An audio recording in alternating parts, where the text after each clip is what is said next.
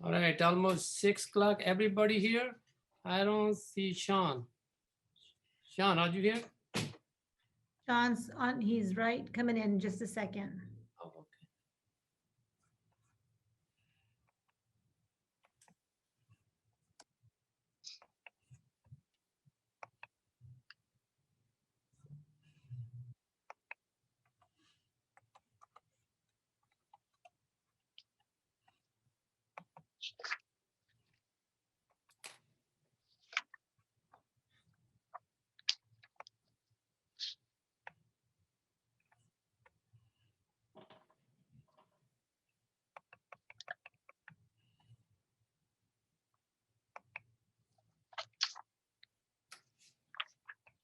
All right, look like everybody here.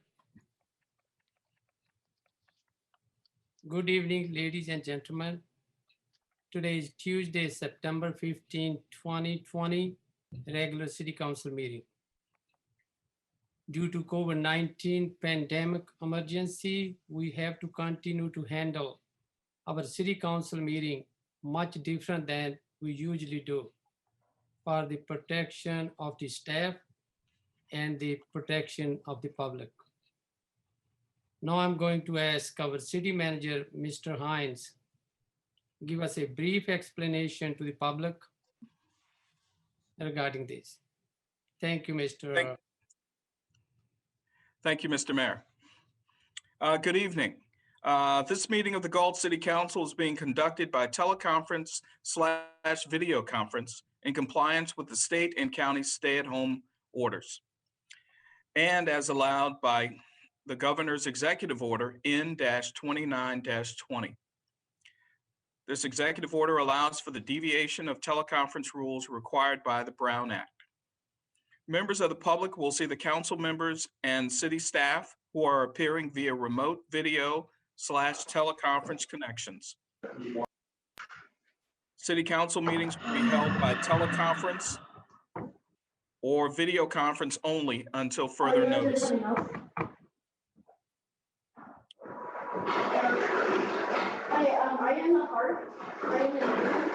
Nick, can you mute Amy or anybody else not muted? Okay.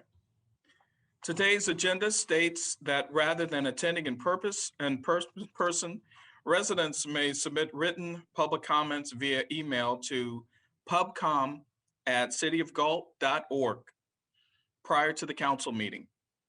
Any written comments that were received will be read out loud during the city council meeting by the city clerk on the appropriate agenda item, subject to the customary 5-minute time limit.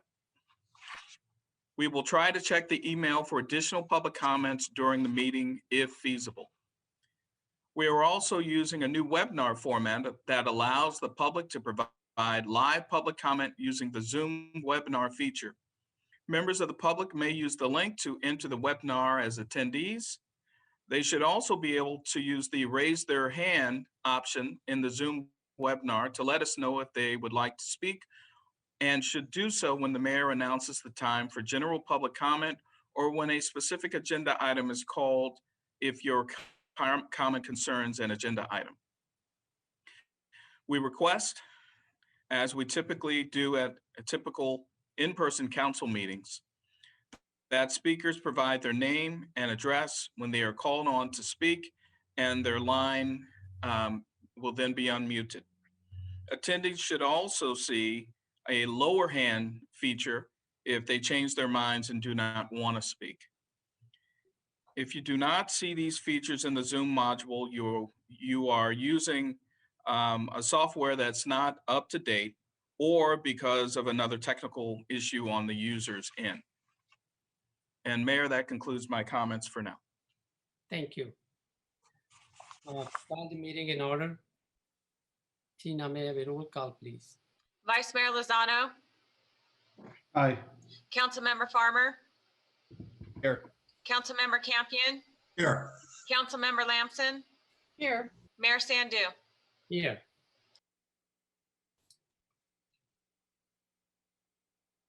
And now I would like to ask for rise for the silent prayer and flag salute. I also like to ask Police Chief Sakman FCA can lead us on Pledge of Allegiance.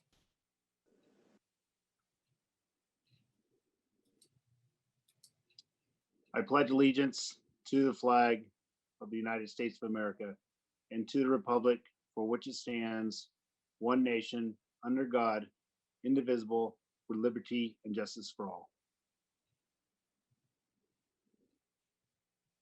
Thank you.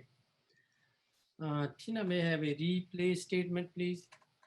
This meeting of the Galt City Council will be cablecast on Metro Cable 14, the local government affairs channel on the Comcast Consolidated Communications and AT&T Uverse cable systems. The meeting is closed caption and webcast at www.sacmetrocable.tv. Today's meeting will air Friday, September 18th at 9 a.m. and Saturday, September 19th at 9 a.m. A DVD copy is available for checkout from any library branch. Thank you. Next agenda item is council, any agenda approval, addition or deletion? Yes, Mr. Mayor, I'd like to pull item F4, please. F4. Thank you. Thank you. Mr. Mayor, I don't have the item in front of me because can't get the packet up at the same time as the agenda. I'm struggling with that at the moment, but I wanted to pull the gun range renewal. I don't know which item that was. I think that's F5. F5. Thank you. F5 then. Thank you.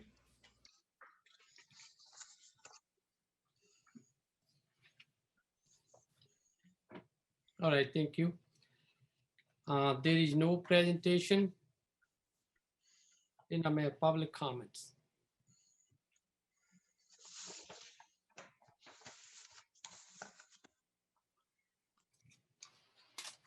Under Government Code Section 54954.3, members of the public may address the City Council on non-agenda items.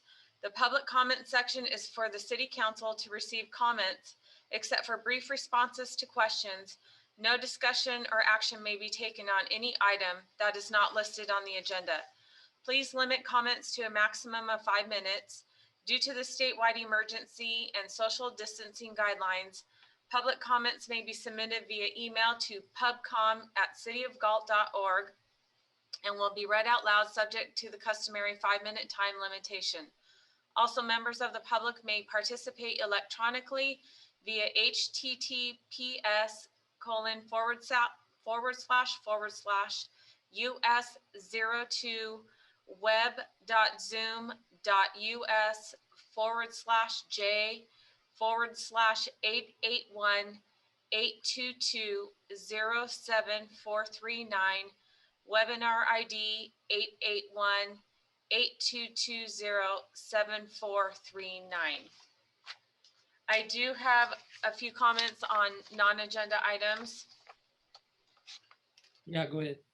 The first one is from Jessica Fang. My name, Jessica Fang. I'd like to express my feeling about Proposition 16 and urge anyone who discuss racial discrimination to vote against it on November 3rd. Proposition 16 is against the law and is legalizing discrimination. Please help to stop discrimination of any race in our community and in our state. I believe we should treat everyone equally, give every person, contractor the opportunity to become successful in this great state. Vote no on Prop 16. Next is from Catherine Harper. You are busy, so I will keep this brief. The grass fields in Galt have been locked to the public for 6 months since the start of COVID-19. This has significantly impacted my family's quality of life since we don't have a big yard. Walker Park Soccer Field at Greer Basin were our spots to play with lots of space. I have been in contact with Mr. Solis, and he has told me that county regulations forbid the use of fields. On September 1, we observed over 150 people practicing soccer on the Walker Park grass field. However, it has been locked whenever it's not in use by that big group. Mr. Solis explained to me that the public is still not allowed to use the field in family groups and that since sports conditioning is allowed, big groups that pay to rent the field can use it only. I am having a hard time understanding how it's safe to conduct large practices with people from different households, but it's not safe for it to be open for public use. To add to the confusion, there is a sign at Harvey Park that states the fields are open to family units only, which has not been our experience. I strongly object to this double standard of gigantic unrelated groups versus families. While we may not pay directly to rent the soccer field, our taxes from being Galt residents the past 11 years have gone into the construction and upkeep of this public park, and we would like to use it with our children. This has been a terribly difficult time for families with young kids, and we are weary of being denied the use of taxpayer-funded property. Next is from Davis Liu. My name is Davis Liu. I'm writing this to express my strong opposition to Prop 16. Proposition 16 uses race to judge the qualification of applicants to school, to a job, etc. This is textbook definition of racism, pure and simple. If it is passed, how far will we slide down the slippery, dangerous slope? What's next? Set racial quotas for elected positions, set racial quotas for NBA and NFL, set racial quotas for TV anchors.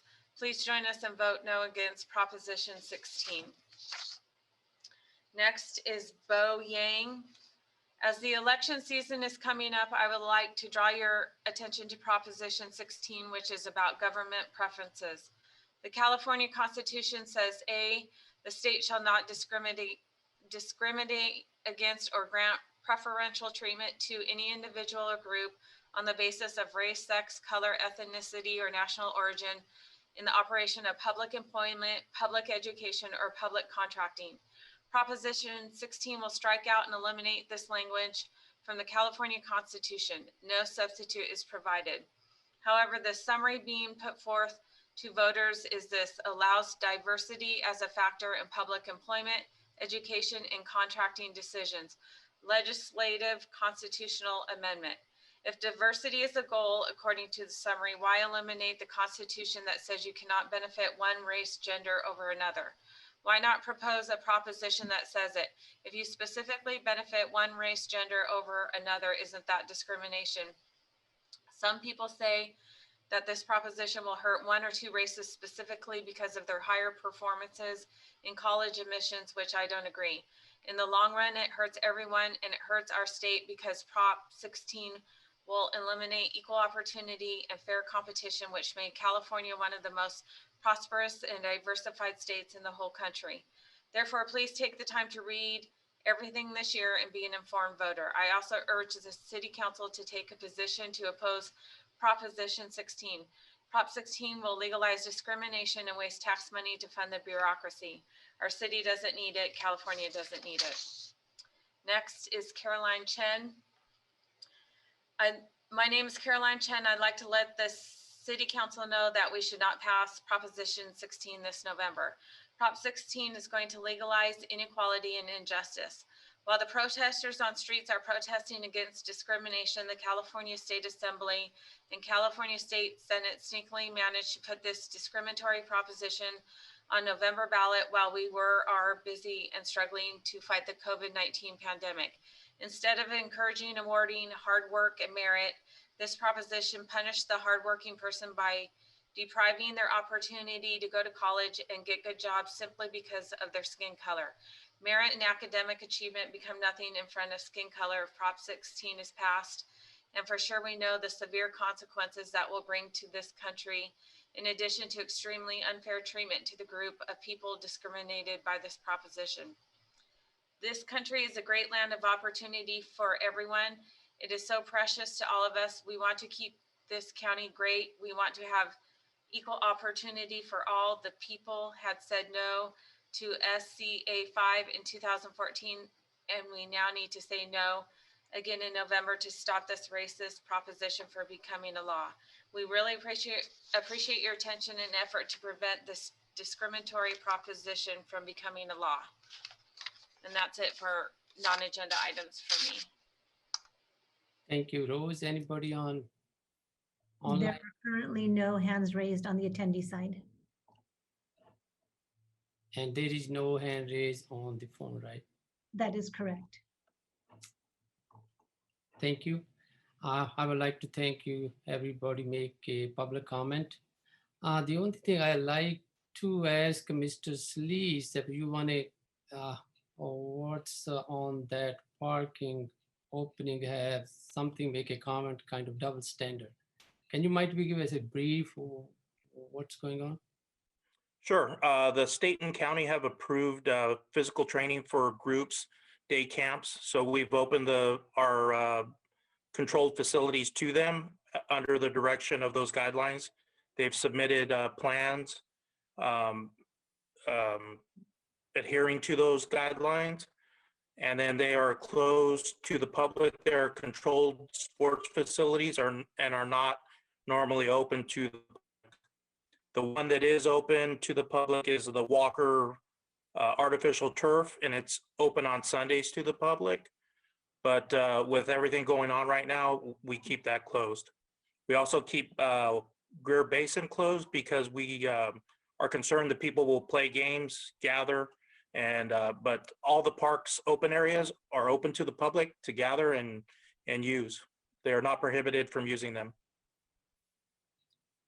Thank you. Thank you, Mr. Slees. Council member, anybody have a quick comment?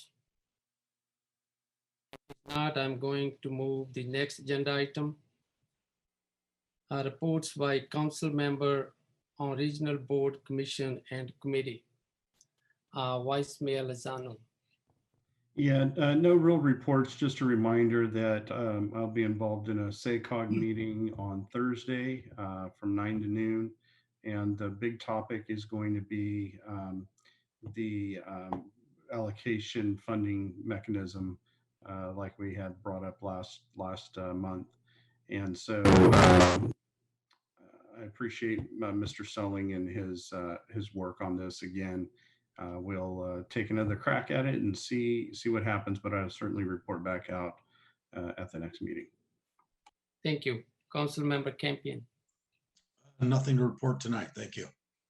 Council member Lamson.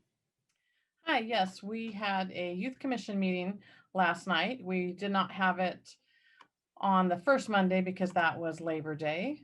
And hate to sound like a broken record, but the youth commission is still looking for mentors to help. So if you are active in the community or want to be active and would like to work with some of the most inspiring youth I've ever met, put in an application to help with the youth commission. We working on some community projects. We've adopted Lincoln Way as a place for us to clean up, and we're working with the city manager to see when we will be able to start cleaning up again and still follow the government's rules and regulations on social distancing and getting together. Working on a pen pal project, some random acts of kindness, and we're also working with the city to provide a drive-in movie date, we're hoping. So that's what we covered last night. And then Council or Vice Mayor Lozano and City Manager Lorenzo and I attended the CSD board meeting last week or week before, and it is National Firefighters Month. How ironic, how many fires we've had, and they've all been out. So none of the firefighters could actually come to be honored because they were out on a big fire. But I just want to say to all the firefighters out there that we appreciate you and all the fires you're fighting. It's just being away from your families and risking your lives to save our homes and our forests. We just really appreciate that. That's all I have. Council member Farmer.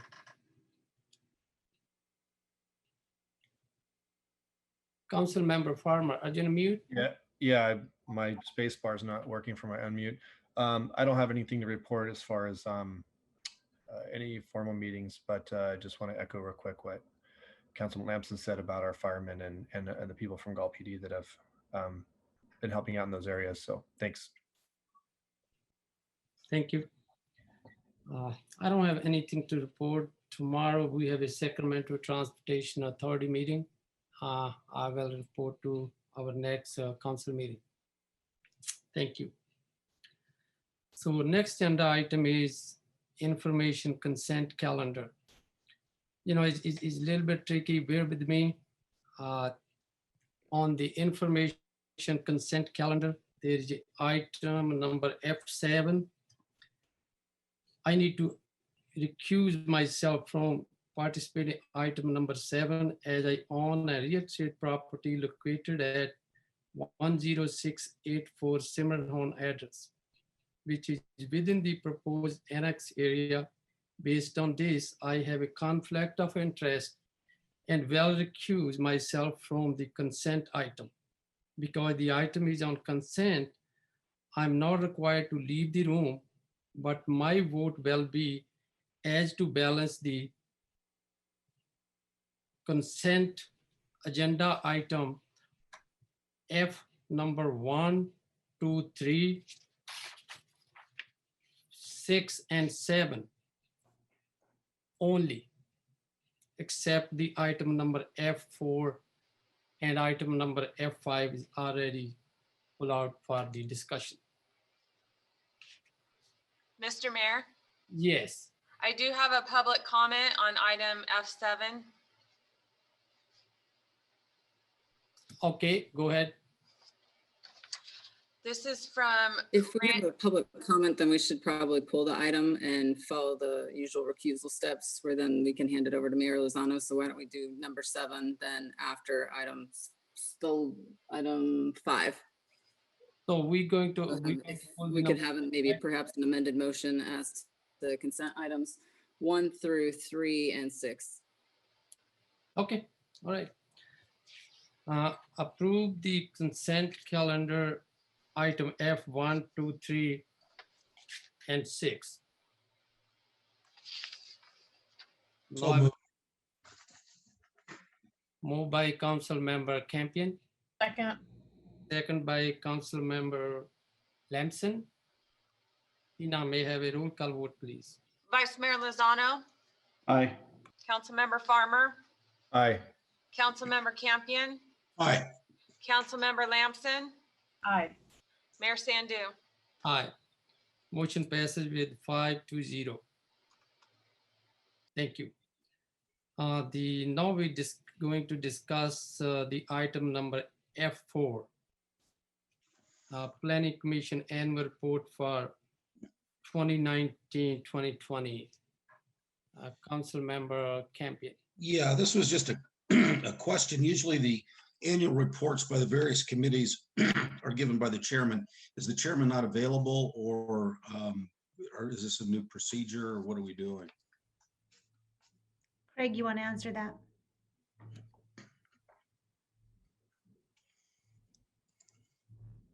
Sure. Keith Jones is on the line and he will be giving that presentation. Normally this does go under presentations. Sorry, I added it to consent, but Keith Jones is here tonight. He's had a very busy year as chair of the Planning Commission. So we look forward to his presentation. Thank you.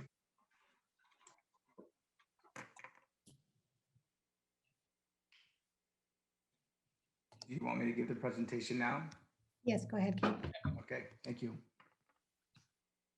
Good evening, Mayor and council members. My name is Keith Jones, and I am the chair of the Galt Planning Commission. It is my pleasure to present the council with the Planning Commission Annual Report for the fiscal year of 2019-2020. This report outlines the commission's responsibilities and activities. The Planning Commission plays a vital role in ensuring the continued growth and success of the city of Galt by taking action on a variety of development applications and guaranteeing that the integrity of the city's general plan is maintained and the city ordinances are complied with. The Planning Commission makes decisions on entitlements such as subdivision maps, design review, use permits, and variances. The commission will also make recommendations to the city council on amendments to the general plan and development code. The Planning Commission worked on a number of high-profile projects this year, including the 87-unit Cordozo 2 subdivision, the Dry Creek Oaks Senior Development Project design, the minor use permit for Galt 24-hour storage, and conditional use permit for Dutch Brothers. We also approved a tentative subdivision map extension for the Cedar Flats Estates and design review for the 2nd Street apartment project. In addition, the Planning Commission made recommendations to the City Council to approve a resolution for electronic billboard on Fairway Drive.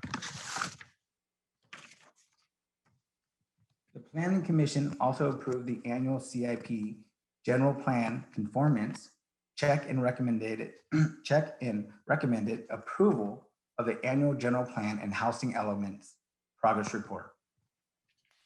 We at the Planning Commission appreciate the opportunity to work with the staff and dive into the development projects as well as the general plan and the ordinance amendments. The Planning Commission does not hesitate to roll up our sleeves and get into work to help our projects work for Galt. I'd like to thank my fellow current commissioners for their efforts.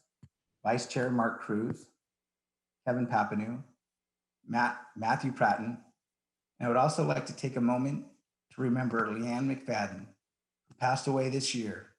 Leanne served her final Planning Commission meeting November 14th, 2019. That concludes the Planning Commission report to Council. I'd like to thank the Council and for the opportunity to serve the community and provide this report. And if you have any questions, let me know. Thank you, Keith Jones, the Chair of the Planning Commission. Thank you for your time and effort. Thank you, Mr. Mayor. Thank you. All right, next agenda item is F5. The gun range facility use agreement with the California Department of Correction and Rehabilitation. Council Member Farmer.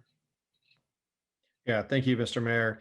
I don't really have any concerns with the renewal of the contract. I know this is something that all of us basically helped put together last year, and or actually it might have even been in late 18. But I know it's a good lucrative contract for the city. It's very helpful. I just only had a question regarding, and I might have had this number early on, but I wasn't able to find it for the meeting. But and maybe Armando, you could help answer this, or Mr. Hines. But what is our projected overhead cost on maintaining? I know it's a $300,000 per year contract to the city, but what do we estimate our overhead is on that contract? So the M&O cost for the upkeep of the ranges, which is both ranges, our west range, which is the 100 lanes, and then the 50-yard lane of the east range. It's under $10,000, which includes a lot of things: portable toilets, testing for the lead,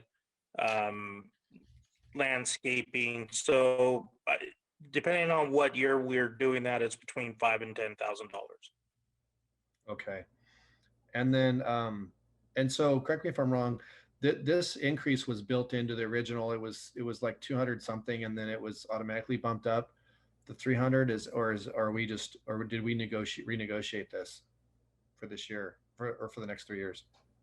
No, the $300,000. The $300,000 was the final year of the last contract. What we did is we extended the backdrop wall another, I believe it was 50 feet, so they could use that third lane as a 100-yard lane. dollars. Okay. And then my last question. We felt $300,000 reasonable. Yeah, no, it's like I said, I believe it's a good contract for us, for both parties. My last question is, remind me again, the funding for this goes into the gun range fund. I think it's Fund 8 or not. Yeah, Fund 8. Okay. Well, what is that funding used for specifically, or just ballpark?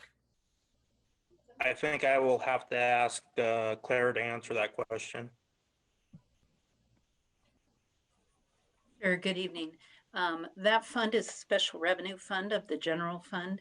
It's used for, as Mr. Solis indicated, the direct costs. There's also indirect costs. It also makes available improvements to the sites.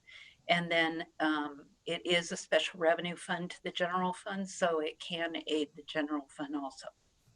Okay, so basically if the gross contract is 300 and we're spending say 10 to maintain it, and then there's some indirect costs, I get that, but let's just say it's 20,000. So roughly 280. I mean, we're so 280,000 give or take is in that fund, and that fund can be used for general fund purposes. That's what I'm trying to understand. Is that right?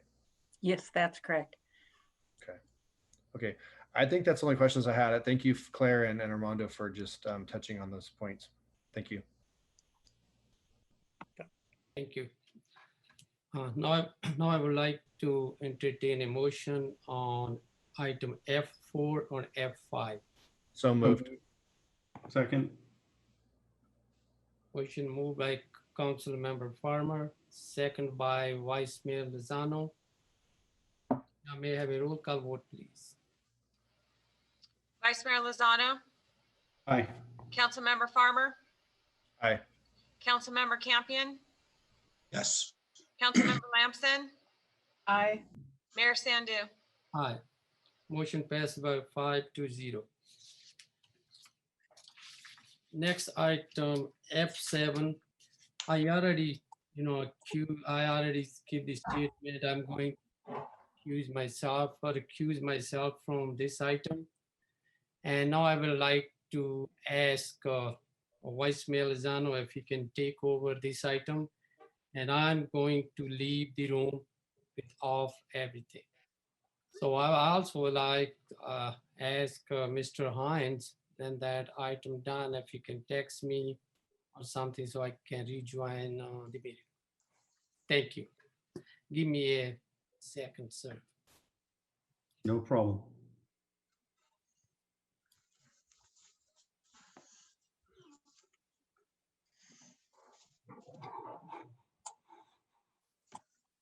Okay, I think we can get started. So I understand we have public comment for item F7, and Madam Clerk, if you could read that, I'd appreciate it. This is from Randy Morton, Galt Fitness Pro. The concern from citizens, including myself, is the tiny size of the lots. I understand Elliott Homes are an amazing partner in our community and build wonderful communities, etc. I would like to see larger lot sizes so that people do not just move to Galt and move on. I like to see people stay in our community. The connection on both sides, the added park and school are all great. In my opinion, if we approve this, the lot size needs to be increased on at least 1/2 or 50% of this proposed community. And that's it. Okay, and we have no other public comment. Ms. Rodiker, do we have anyone with their hands raised on this item? No, we have nobody else on the attendee side with raised hands. Okay, I will entertain a motion, or if there's any discussion, actually, the discussion by council members. Hearing and seeing none, I will entertain a motion. So moved. Second. You have a motion by Councilmember Lamson and a second by Councilmember Campion. Roll call vote, please. Vice Mayor Lozano, Aye. Councilmember Farmer, Yes. Councilmember Campion, Yes. Councilmember Lamson. Aye. Mr. City Manager, could you please invite Mayor Sandu back into the meeting, please?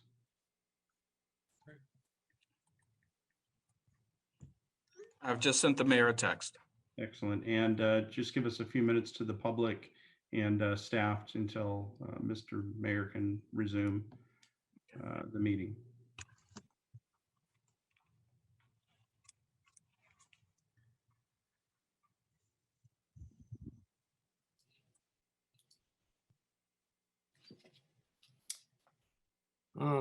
Mr. Mayor, I'd like to turn the meeting back over to you. Thank you, sir.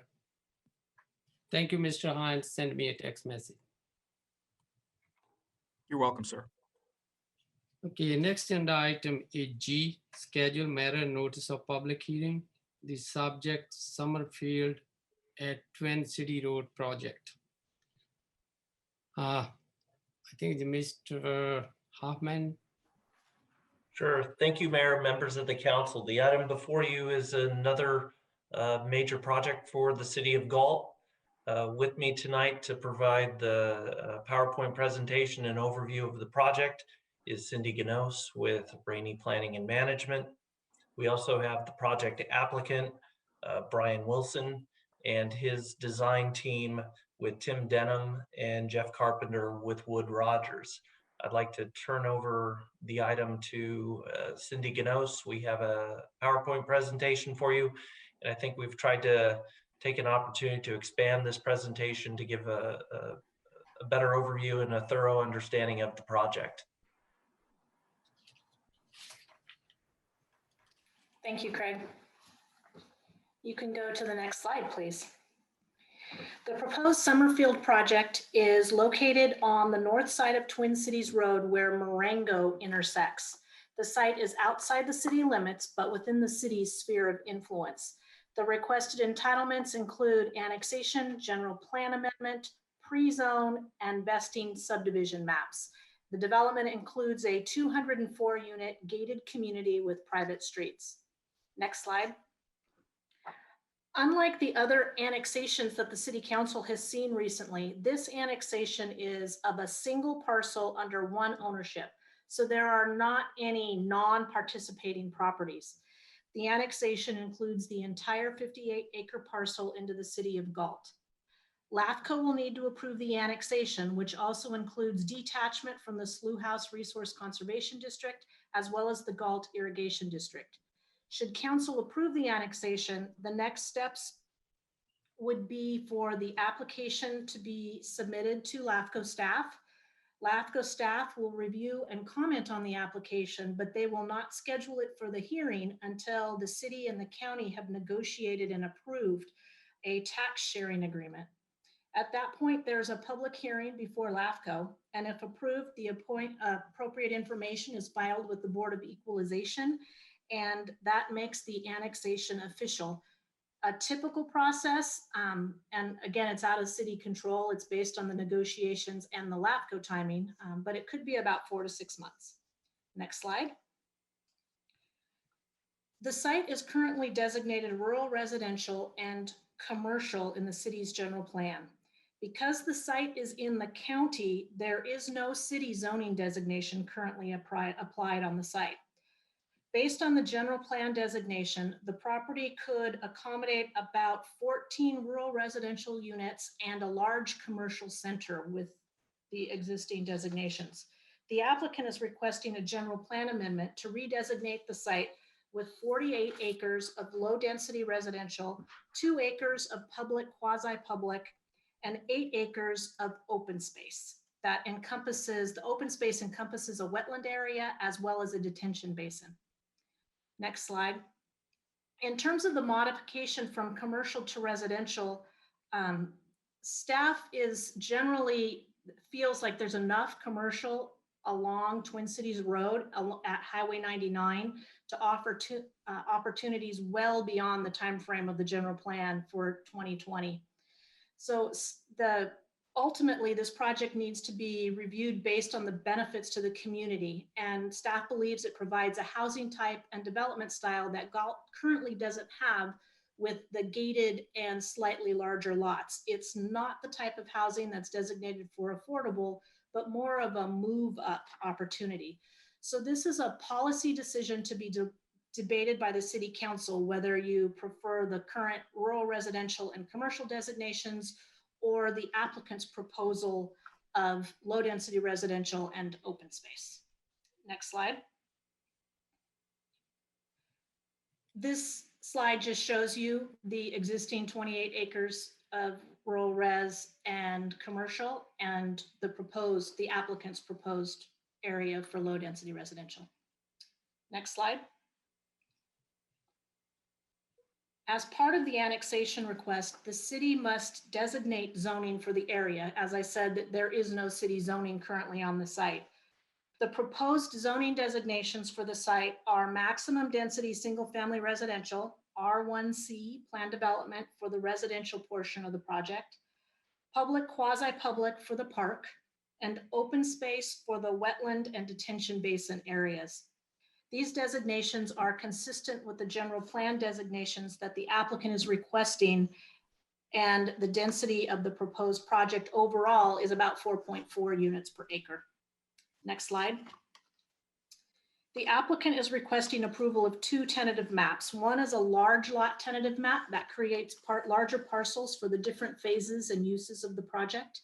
The other subdivides the site into 204 residential lots with a minimum lot size of 6,500 square feet, averaging over 7,200 square feet. The plan development designation is being requested to modify the development standards related to lot dimensions. All lots will still meet the 6,500 square foot minimum. However, several lots are less than 60 feet in width and are deeper to accommodate the 6,500 square foot minimum. Again, the applicant is going to provide more detail on the specifics of the tentative map request. But I want to note that before any homes are built on the site, that a design review application will need to be submitted for Planning Commission review. Next slide. The 204 residential lots is a reduction from the original 211 lots that went before the Planning Commission. The Planning Commission liked the idea of a gated community and requested that the area north of the park be increased to provide a minimum of 8,000 square foot lots to allow for more executive move-up housing opportunities. So that reduced the lot count by 7 lots. And this is just an alternate lotting study that the applicant was able to provide us between the Planning Commission and City Council hearing, and a condition of approval was applied by the Planning Commission to make sure the lots would be larger. Next slide. I'd also like to point out improvements on Twin Cities Road. The city is currently in the process of looking at the circulation element of the general plan while we're establishing a policy for vehicle miles traveled and updating transportation fees. But as part of that process, we're looking at what we might want Twin Cities Road to be in the future. The current general plan identifies it as a 6-lane expressway. There's a possibility that a 4-lane arterial is adequate. But because we haven't made a determination and a policy decision at the council level yet on that, the applicant has designed the tentative map to accommodate either alternative. If the ultimate Twin Cities 6-lane road does not occur, we just get more landscaping. So I think the city benefits either way from the way they've laid this out. Next slide. In terms of fiscal impacts to the city, annexation and future development could result in about $800,000 in property tax revenue to cover providing services. In addition, a condition of approval requires that the area annex to the Public Services CFD that further offsets the cost of services. Also, the streets are proposed to be private, therefore the maintenance costs to the city are reduced. The general plan amendment does result in a reduction in commercially designated land. But as I noted previously, there's a lot of commercial land that's along Twin Cities and closer to Highway 99. And there's also a commercial land across the street approved as part of the Eastview specific plan. So we think that there's plenty of commercial and opportunities for sales tax revenue that this site won't be missed. Next slide. In terms of public outreach, we released the initial study for a 30-day public review period on May 29th. We received comments and incorporated them into, responded to them in your staff report and made some minor adjustments in an errata. And then on October 13th, a Zoom public hearing was held via Planning Commission. Next slide. To receive feedback from both the commission and the public. The Planning Commission voted unanimously to recommend the City Council approve the project.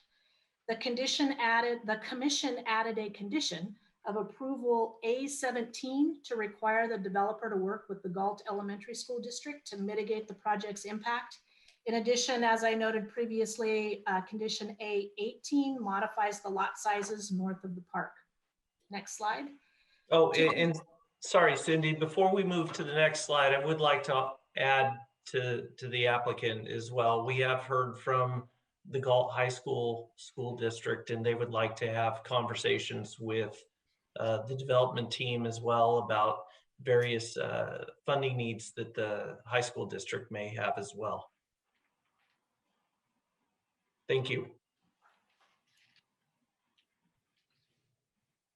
So to conclude, staff and the Planning Commission recommend approval of the item with the actions shown on the slide before you. And the applicant has a presentation for you this evening, and following that, staff and the applicant are available for questions. Thank you.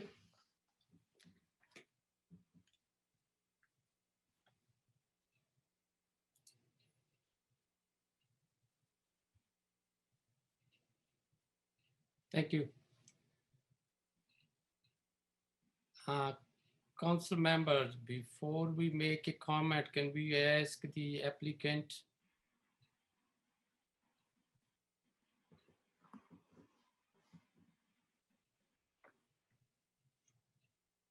What was your question, Mr. Mayor? Yeah, I think that now is the applicant explaining, right? Mr. Hubman. Yes, tonight presenting on behalf of the Summerfield project, you have Brian Wilson, who's the project developer, with their design team, Tim Denham and Jeff Carpenter with Wood Rogers, and they're here tonight. Okay, thank you.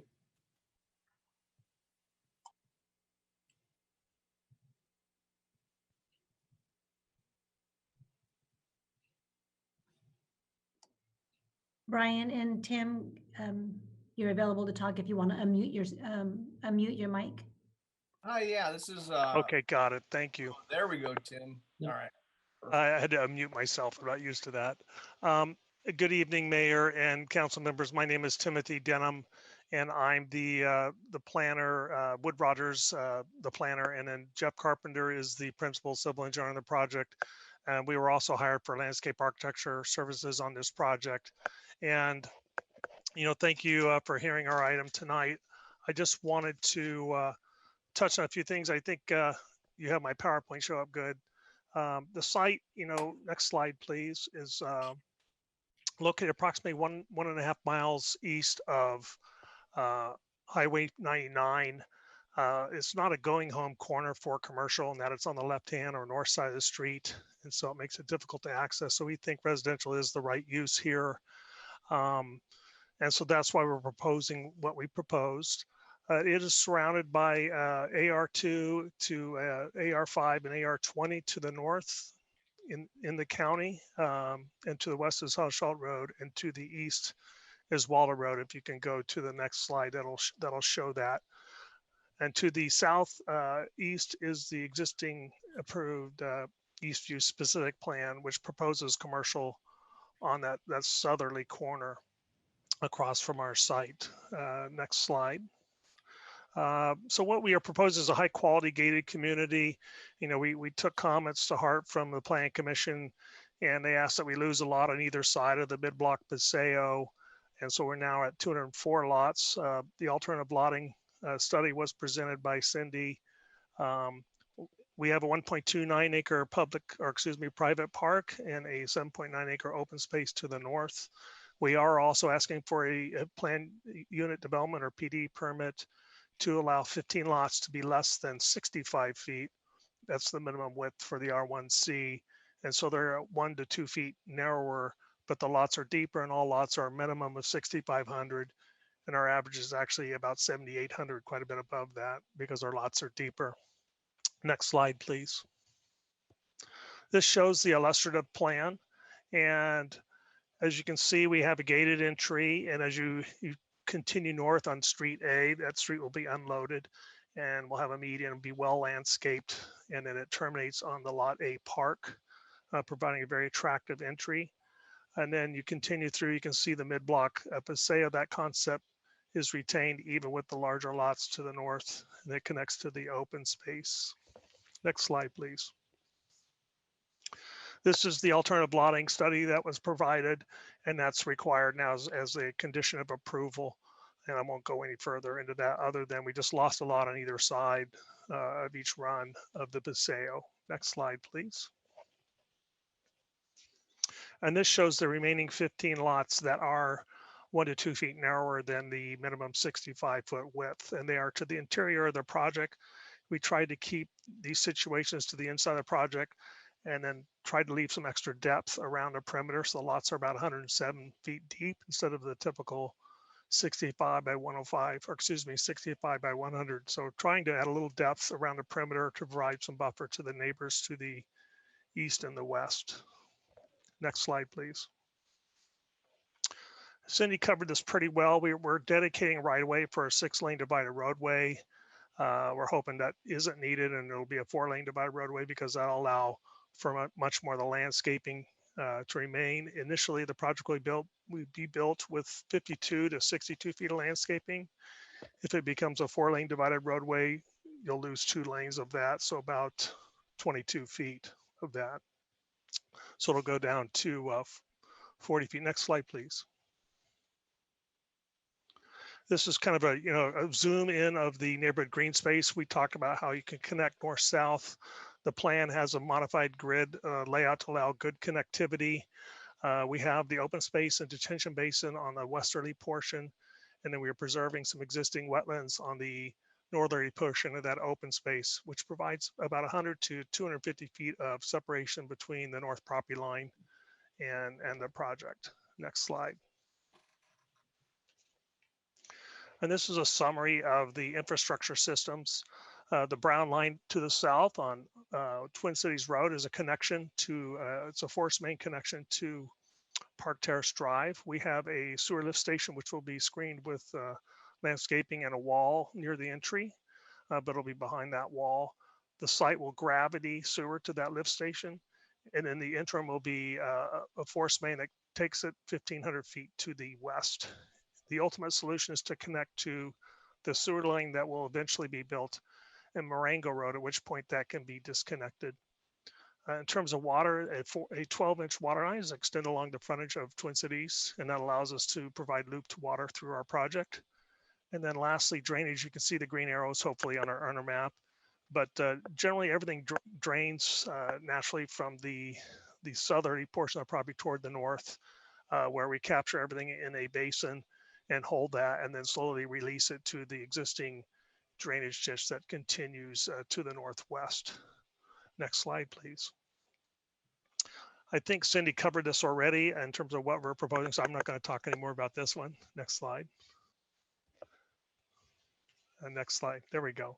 So kind of in closing, we have heard some comments about perimeter fencing to the north, the northerly property line. There's an existing barbed wire fence there. We're okay with replacing that with perhaps a mesh fence with a barbed wire strand on top. The mesh it'll contain pets and animals. That's probably a better choice than barbed wire where they can get through. And to the east and west, where we abut neighbors, we could go with a wood fence. We heard the open view fence was a concern. We chose open view fence because we thought that would be more rural and maybe a softer edge, but would like to hear what your comments are on that. And then lastly, on the school fee, we could add that condition to have discussions with the high school district as well going forward in good faith to get the resolution there. I will note that these homes are going to be quite a bit bigger than the homes on some of the other projects you've seen recently, and the fee is based on a per square foot basis. So, in some cases we may be twice the amount per home than some of those projects, but I'm not sure we have twice the amount of kids. But it is what it is, and we'll continue to negotiate. And Brian, you can certainly weigh in if there's any other questions on that. And so with that, I'll conclude my presentation and hope that you'll support what I think will be a very high quality move up project for the city of Galt. I think, the second move up, empty nesters, established families, executives will probably like the security of a gated community. It has a lot of nice amenities. And lastly, we did agree to a condition to a homeowners association to maintain those streets and the interior park spaces. Thank you very much. Thank you, Brian. From the staff side, any other explanation regarding this project? Sure, if I could, Mayor. There is a condition that you again see A17 in regard to negotiations with the Galt Joint Union Elementary School District. Staff would like to see a condition that mirrors that language in regard to the Galt High School District. This project does have an HOA. The frontage improvements along Twin Cities, all that landscaping, that wouldn't be taken care of as part of the HOA, but it would be taken care of as part of the CFD that is signed in as part of this project. So what I want to make sure that the council understands, the city is not paying for the maintenance on this project. It is being 100% borne by the project homeowners and developers. And again, if the council is agreeable, we would like to add a condition clarifying fencing along that eastern and western edge, as well as the fencing that would take place around the open space area. And that concludes my presentation. If there's any questions that the applicant or between Cindy and myself can answer. Thank you. Thank you, Mr. Hoffman. Thank you. In order to provide an equal opportunity for each council member to ask questions without everyone talking over one another, I will call the name of each council member. And then if they need a second time, certainly we can accommodate. And the other question I would like to ask the council, if they want to make a comment right now, or do you guys want to be open the public hearing and then after that? Mr. Mayor, my vote would be to hear from the public first for me. All right, everybody else agreed? Yes, I'd like to hear from the public, please. Sean, is it okay? Yeah, that would be fine. That would be fine with that. So now I like to open the public hearing. So Tina, there is any public comment or any written comment? Yes, I have public comment. The first one is from Ron Lautzenheiser. We request that the Galt City Council take a serious look at the proposed summer field at Twin Cities Road project and reject the proposed development due to the reasons outlined in this letter. The family signing below strongly disagree with the proposed annexation by the City of Galt and building of the proposed 211 resident subdivision on the north side of the Twin Cities Road, State Route 104.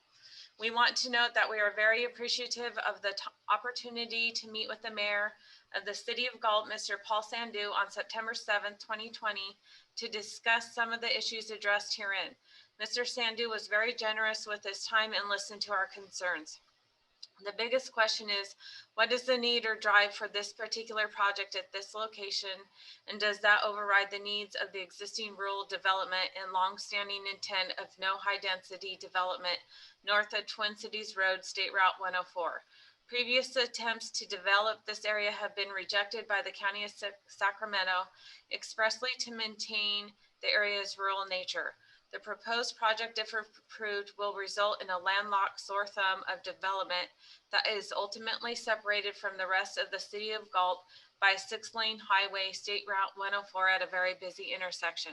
The project, as currently designed, will have insufficient and likely unsafe vehicular access, insufficient access or room for future development in adjacent parcels, insufficient recreational area in the subdivision, and unhappy owners both inside and outside the subdivision for numerous reasons.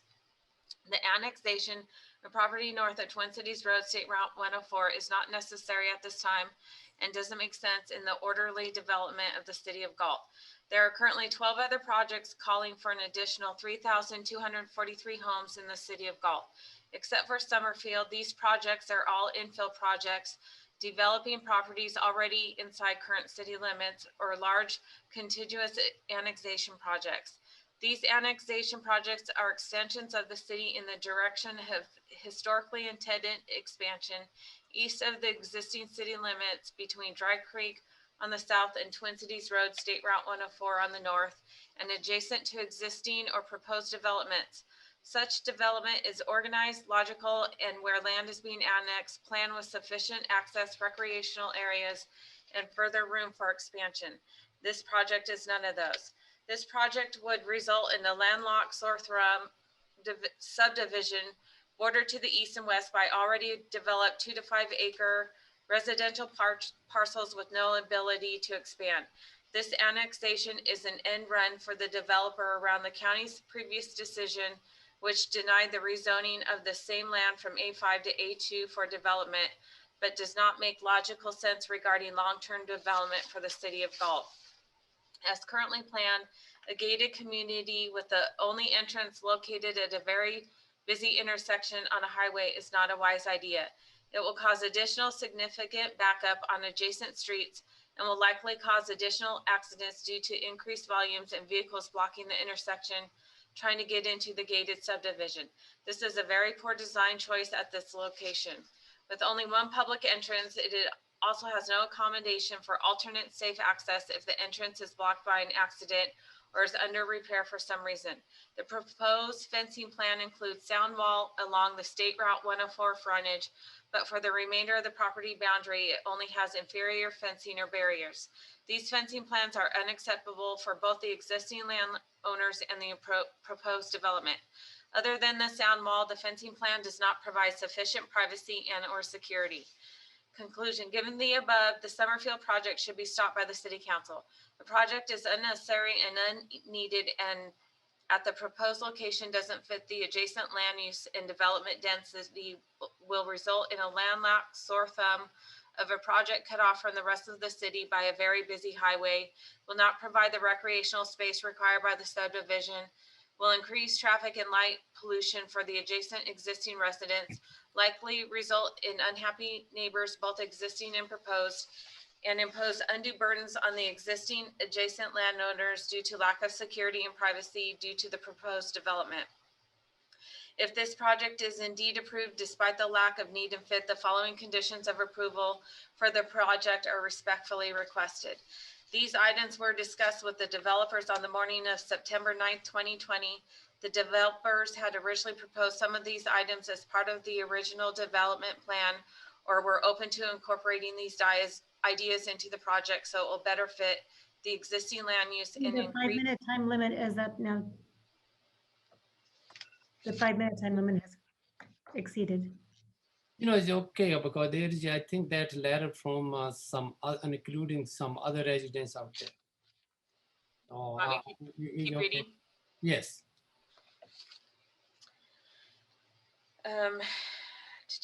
So a better fit the existing land use and increase the safety and privacy of all parties involved. Changing the residential project type back to the intended use of agricultural residential property in this rural area, 2 to 5 acre ranchettes that will match existing adjacent rural property use similar to the development immediately to the west. Such use would not be expected to require the same level of buffering effort described below, given the better fit within the existing community. We understand from the developers that this was the original plan idea for this location before the city of Galt requested a higher density development instead. This type of development is much more palatable at this location than the proposed subdivision. Overall, a much buffer design between the proposed 211 home subdivision and the existing adjacent properties is required. We proposed that such a buffer may include but not be limited to the landowners on the north and east sides at a minimum are requesting a solid sound wall sealing off the project from our adjacent properties to protect the adjacent agricultural residential properties from privacy loss, trespassers, damages, theft, and possibly injury lawsuits. The developers work with all adjacent individual landowners to come up with a fencing wall plan that meets the privacy and security needs of all the existing residents in the area. The fencing or wall along the north side of the property should be designed to prevent access from the subdivision residents into the wetland area and should be on the north side of any walking path or bike trail into the subdivision. The fencing locations on the fencing plan appear appropriate, but the fencing wall types are not adequate at most locations. An increased landscaping effort that provides for significant planting of native trees around the subdivision boundary and proposed backyard areas along the wetland and detention basin boundary, etc. This will help shield the existing properties from the inevitable light pollution and noise generated by all new subdivisions. It will also help reduce noise, smells, and dust from existing farm animals and hunting and farming activities from affecting the new subdivision. The proposed bicycle lane in front of the subdivision is to be extended west to reach Waldo Road. A Caltrans approved bike path connecting Waldo Road to the proposed development frontage would allow for residents of Waldo Road have safe pedestrian bicycle access to the city of Galt as the roadway is increasingly impacted by proposed development. The main vehicular access gate should be moved further north from State Route 104 Marengo Road intersection to allow for adequate queuing of vehicles entering the subdivision and improve intersections capacity and safety. Ideally, the gated entrance would not be located on State Route 104 for safety reasons. Strong protections for the adjacent properties need to be included in sales agreements regarding existing land uses. This is submitted from Ronald W. Lautzenheiser, Chris Gigi, Ronald E. Lautzenheiser, Ed Cobley, Brian Sango, and Steve Hessler.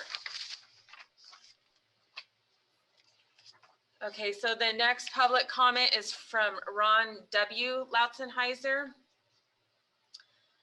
Speaking for myself and 5 other adjacent landowners, we oppose the Summerfield project on parcel 148-1100-006 Twin Cities Road. Since the planning department did not read our submitted letter at their meeting, I hope the city council will listen to the concerns of 6 adjacent landowners. Some of us had lived here 40 years. We came for rural living away from the city. The Summerfield project is to annex 58 acres of county farmland on the north side of Twin Cities Road at the Marengo Road Junction and build 212 houses on city-sized lots in the rural area currently zoned A5 for 12 home sites. There are no areas of city housing on the north side of Twin Cities Road from the Sacramento River to Ione. First, since we were told that the developers only requested a rezone to A2 30 home sites, we feel this higher density project promoted by the Galt City Administration is an unnecessary intrusion to our rural community by the city, possibly seeking state or federal housing money. An A2 rezoning like the neighboring ranchettes off Hochschild Road would be more representative of the current community. There is no need for this density of housing. In the Galt development map of summer 2019, there are 12 additional projects calling for an additional 3,243 homes, a 40% increase in the Galt housing, utilizing Galt infill or areas already designated for city density housing south of Twin Cities. None of the housing projects inside the current Galt city limits on Twin Cities open solely and directly onto Twin Cities Road. While Pinto Trail Drive and Park Terrace Drive open onto Twin Cities, both of these streets have exit routes to the east, west, and south so that the residents have better disbursement from their homes and a choice of routes to return. They are not limited to a direct feed onto the ever-busy Twin Cities Road and definitely do not have the hassle of stopping and waiting for another vehicle to open a gate. We have little faith in the city statement that the city will not attempt development of surrounding area for denser housing. Summerfield is the beginning invasion to destroy our rural lifestyle. Secondly, farm owners are familiar with the predictable results: damaged fences by people, trespassing, retrieving toys, pets, etc., losses of livestock, including chickens and ducks raised for food due to roving pets harassing stock, losses, damages of tools and equipment, crop fires from cigarettes, fireworks, or experimenting children, loss of hunting rights, trash thrown over fences, etc. These can lead to fiscal losses and increased insurance rates to the rural landowners. Waldo Road has already had an unexplained 10-acre fire this year. Despite the right to farm, nuance clauses in the sales agreements, new homeowners are quick to complain and possibly bring legal action concerning odors, windblown dust, fertilizers and herbicides, noise and lights from farm equipment, injuries to children, and pets trespassing onto farmlands, all possibly leading to costly legal actions and increased insurance rates. There are flooding concerns also. The county did not repair, update the drainage from the east side of Waldo Road when it rebuilt the road after the solar field construction. Consequently, there is a large drainage problem. Since the south half of Waldo Road drains directly to the north edge of the Summerfield project into the proposed wetlands area, and in the rainy season already floods Mr. Hessler's property north of Summerfield, we are concerned that Summerfield project construction will aggravate the situation by pushing water back onto properties between Summerfield and Waldo Road, increasing flood to Mr. Hessler's property. Thirdly, the current plans for Summerfield place the gated entrance at the very busy Twin Cities and Marengo Road intersections. As Twin Cities is a busy state highway with very heavy traffic during rush and school hours, addition traffic problems, accidents will occur. Even with increased road width, the increased traffic at 200 plus cars crossing the highway, entering and exiting, or trying to back out of the area will create delays, unnecessary problems, and possible accidents, especially to any pedestrians. Without a solid wall completely encasing the entire project, people will trespass on farmland, causing problems. The increased lighting, the perimeter houses, and the additional traffic noise will reduce the farm owner's privacy and cause stock problems. Hunting and pest predator control will be curtailed or lead to roving pets being harmed. The increased available of garbage and pet food will attract wildlife into the development and increase the possible of injury and disease to children and pets. The list of unnecessary problems caused by city housing inserted into a rural community is long. Finally, if the Summerfield project is approved, the following modifications should be made. A concrete sound wall should completely surround the project, or at a minimum enclose the north and east perimeters. Is up on that one as well too. Rose, his time is right. Correct. His time is up for 5 minutes. But I believe this is lot of things is duplicate. So it is also mentioned on a previous letter. How far more? How many more pages? Just a couple minutes. Okay, let's go ahead and finish. Street lighting should be at the housetop level to reduce glare to surrounding farms. A much larger and deeper entrance area built. A paved sidewalk and dedicated bicycle path from the entrance to Waldo Road should be built. Any and all drainage problems should be completely and permanently solved.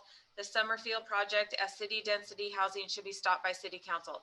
Represented Chris GG 12620 Waldo Road, Ronald E. Lautenheiser 12660 Waldo Road, Ed Cobley 12706 Waldo Road, Brian Sango 12724 Waldo Road, Steve Hess 12661 Hoschild Road.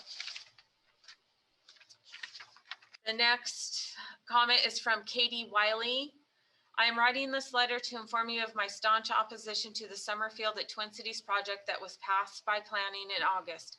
As a small business owner, taxpayer, and a mother of a young family who is looking forward to raising our 6-year-old twins in Galt for their entire education, I do not think that Summerfield at Twin Cities is a wise decision for Galt. Not only is the land not annexed into the city, but it is also a clear money grab by developers who have no stake in what's best for the city of Galt. Rezoning this area and packing in a ton of housing would not only impact our schools, but our roadways and every other common area used by the citizens here. Summerfield at Twin Cities goes directly against what my family and friends residing in Galt would like to see in the future. Please represent me in keeping Galt a great American little town. Next is from Chris Chamber. Thank you for the opportunity to be heard on this agenda item. I am speaking in support of the council approving this annexation and project. Our city is in our troubled place right now as it relates to our ability to provide services to our community members, as well as our ability to provide housing to our families. While the city leadership must balance the growth of the community and maintaining our great American little town atmosphere, the voices crying out for zero growth place a great burden on our residents and leadership. I grew up in the rural area around this town. I graduated from Galt High School about 25 years ago, when this town did not even have a stoplight and my friends got jaywalking tickets for crossing A Street after football practice. We were a pretty small community. I started working in this town a few years after high school, and when I could afford to buy a house, it was here in Galt. I've heard the voices for decades fighting growth and development in our community, fighting against the city bringing in the very tax dollars that are needed to fund the many demands put upon the city by our residents. For many years after I bought my home, I could not purchase a pair of socks in the city I lived in. Our city is dealing with serious financial troubles. Our parks and recreation services are scarce and underfunded. Our police department is one of the lowest compensated departments in the region. Extraordinary rates for garbage have been passed on to our citizens and our local businesses. Our city has few choices left to correct many of these challenges. We can increase the tax rate or we can increase the tax base. Responsible development ensures that our population can grow, commercial businesses will be enticed to set up stores in our city, and that will help the city through property tax and sales tax revenue. There is a shortage of housing available in our city. Failing to recognize and develop land which is in a logical area for our city's growth is failed leadership. It disappoints me when I hear the voices looking to stifle growth because they think it is possible to maintain this cute little small town. Our leaders need to ensure our city grows at a rate that can be managed, a growth rate that provides steady jobs and revenues to offset the financial impact on the city that comes with more residents. Expenses for the city to operate are going up each year. The cost of living for our residents goes up. It's foolish to think that the city is not in the same situation. If we are to listen to those voices who scream against growth, I fully expect and demand those same voices to petition the council and get the entire community behind additional tax measures placed upon our residents to ensure adequate funding for the safety, beauty, and opportunity of city. We increase the tax base or we increase the tax rate. Tonight, this council will decide. I beg you to choose wisely. I have more. I'm sorry, I need to. This one is from Joe Bitondo. Please vote this project down. There's plenty of land already within the city limits for this developer to build this same project. Let them buy up that property and build. We should not alter our growth plan to appease any developers just so they can make some money. Anyone on the council who votes yes for this will show their true colors and where they stand on growth. Do you side with the developers or the voters of Galt? This one is from P. Addison Covert. Our office represents Galt Joint Union Elementary School District and wishes to appear at tomorrow's city council meeting to comment on the Summerfield at Twin Cities Road project, Summerfield agenda item G1. Our office in the district previously appeared before the council regarding the Fairway Oaks project on August 4th, 2020, and on September 1, 2020, regarding the Simmerhorn Ranch project. Prior to these meetings, the district submitted written comments on June 29, 2020, addressing the Summerfield project as well as the Fairway Oaks and Simmerhorn Ranch projects. The written comments in that letter describe the significant impacts that these three developments will have on the district directly, as well as on the Galt community at large. The district has already had a discussion with the Summerfield's representative and is working to reach an agreement soon that will ensure adequate school facilities are provided for the community. At the council's meeting tomorrow, much like our council appearance regarding the Fairway Oaks and Simmerhorn projects, it is our aim to update the council, provide supplemental information to the district's June 29 letter, and further explain how the Summerfield project will impact the district. While we are working with the developer to address the impacts, the district would like to ensure that the city council is informed on the matter and can take appropriate action as an interested and involved party. The mitigated negative declaration, MND, for Summerfield correctly states that the district will receive developer fees to help fund the cost of the new school facilities made necessary by the project. However, the MND fails to clarify if these fees are sufficient to fully address the costs and impacts of a new school. The district's June 29 letter advised the city of this fact, but to our knowledge, this has not been addressed, and the MND is presently insufficient to meet the standards of the California Environmental Act. Please see Save the Agora Cornell No et al. Versus City of Agora Hills et al. 46 Cal App 5th 665-2020. In addition, in this case of Chawanakee Unified School District versus County of Madera, 196 Cal App 4th 10/16/2011, the court stated that a city's environmental analysis of a proposed project must also analyze and mitigate the indirect impacts on school environments. The district's June 29 written comments highlighted the indirect impacts it was concerned with, but to this point, the district has not been given further information that addresses the concerns expressed in its June letter, nor does the MND reflect this important and significant information. Before approving the Summerfield project, we ask that further analysis and consideration be given to the direct and indirect impacts it will have on the district's educational services and facilities in Galt. Our office has been advised that at tomorrow's meeting, the council will be imposing a condition that requires the developer to work with the district to mitigate the impacts of the development. The district supports this condition as a next step in the process and will do all it can to work with the developer. We look forward to provide additional information to you on this important topic and answering any questions you may have. Next is from William Spalding. I offer these comments as part of the public hearing for item G1 concerning the Summerfield project. My name is William Spalding, and I am the superintendent of the Galt Joint Union High School District. I first want to thank the City Council for the proclamation issued to the district, recognizing an award that we are very proud of, being named by College Board as the Advanced Placement District of the Year. This is a unique and high honor bestowed annually on only 3 districts in all of North America, US and Canada, a small district, medium district, and a large district, in recognition of exceptional performance of students on advanced placement tests for college and continuous and significant growth, both in taking AP tests and passing AP tests 3 years running. In its 10 years of giving this award, College Board has selected only 7 school districts in all of California. Galt is now among them. This speaks to the high quality and high performance of our teachers and local students, and the fact that Galt Joint Union High School District is now internationally recognized for what we locals have known for quite some time. We have great schools. For those who want to build homes here and those who wish to relocate here, this will be a primary consideration in selecting Galt as the place to land. While the quality of our schools cannot be denied, there remain nagging issues of adequate and quality facilities for our students. We have made good progress in this arena and are grateful to our community for passing a significant bond in 2016, now mostly spent as projects have been completed in the last couple of years. However, facilities funding in the state of California is a tricky thing.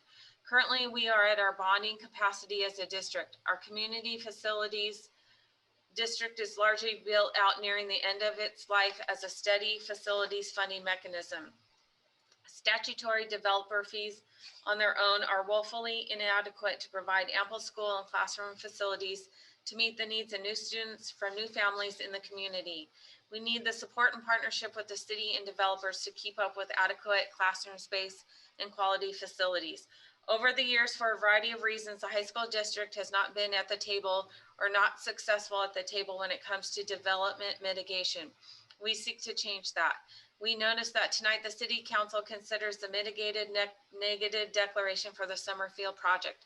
In that report on page 120 from Exhibit C Item A17, the agreement includes the following provision, which reads, prior to building permit issuance, the developer shall work with the Galt Joint Union Elementary School District, GJUESD, to mitigate the impact of the development on the GJUESD. Note that GJUHSD, the high school district, is specifically excluded from that provision of the agreement. I'm not sure why. Like the elementary school district, our district has needs and our students have needs, and typically high school students are more expensive to teach and to house than younger students. We ask respectfully that this oversight be corrected and that it be amended to include GJUHSD, the high school district, so that the expectation that the city has for the developer to work with the elementary district be expanded, so that the expectation becomes one for the developer to work with both of Galt school districts prior to the approval of the building permit. Additionally, as the city has remembered and recognized us for our efforts to provide quality education in its AP District of the Year proclamation, we hope that the city will also remember and recognize our needs as a district to provide adequate and quality facilities for our new students each time development is under consideration. Thank you for your time and consideration. I have one from Randy at Galt Fitness Pro. I, Randy Morton, believe that this is an amazing project and the type of project growth Galt needs to sustain long-term financial success. The proposal is by far the best future development in a long time. In fact, in my opinion, the best development we have had on agenda in the last 2 years in regards to residential growth. I strongly recommend moving forward with the Summerfield at Twin Cities Hoffman project. And that's all I have right now. Thank you, Tina. I Hand raised. do have a few hand raises. The first one will be Jean Davenport. Okay. Jean, go ahead and. give your I'm public- unmuted. Can you hear me? Thank you, Jane. We can hear Hey, you. Mr. Mayor, just to start, I'm going to be speaking on behalf of the silent majority tonight. Can I go for 10 minutes? No, sir, you have a 5 minute to. All right. Thank you. I want to start off about this project. I'm not going to be for or against it. I'm just going to speak about a couple of things that I find ironic and something that's positive about it. Maybe the fact that the Planning Commission asked this developer to enlarge lots. I have never heard this planning commissioner ask any other developer this have the same request for any other project in this city. I find that disingenuous to what this developer brought forth and what he intends to do with this project if it's approved. That being said, the developer of this project, I have been able to work with in the past, and all the developers I've worked with, this gentleman has proven himself to be above board and will bend over backwards to adequately address all the issues that the citizens and the city staff have. Kurt, I know you worked with this developer in the past. You might not remember it, but it's been a while. But I think Brian brings something to the table that can be addressed. I just think it's unfair to make him enlarge lots at the behest of one planning commissioner, and that was put forth and passed by the group just to put this forward to you. I think you should take that back out of this plan if you approve it, and let him go forward with what he's presented. And I would just ask the developer to take to heart what the letters of the people that live in this community have written, and maybe readdress some of their concerns. The fact of the matter is, like past projects, I believe this one's going to go forward, but I think we have an opportunity to partner with a good developer who really cares about the community.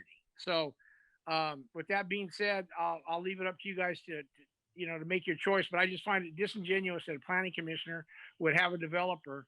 No other developer had to enlarge lots, but this guy does. It's not right. Thanks. I'm done. Okay. Thank you, Mr. Davenport. Thank you. Thank you, Jean. Next, we have Addison Covert. Addison, you're unmuted now. Go ahead.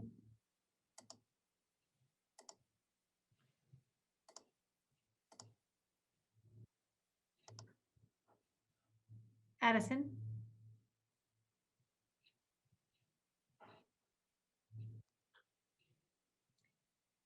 Addison, can you, there we go. Here I am. Thank You're you. Addison Covert on behalf of the Elementary School District. I'll make my comments very brief this evening. I know you have a long agenda. We very much appreciate Condition A17 that's been imposed on the project. We fully believe that we'll be able to work together cooperatively with the developer to make arrangements for school funding for the elementary district that adequately addresses the impacts that we outlined in our earlier correspondence. So thank you again for your assistance and your cooperation. We will continue to keep you posted on our success moving forward with the developer of the project. I'm here to answer any questions you might have, but otherwise that concludes my comments this evening. Great. Thank you, Addison. You The bet. next person we have is Jerry Sauter. Jerry, go ahead. You're unmuted.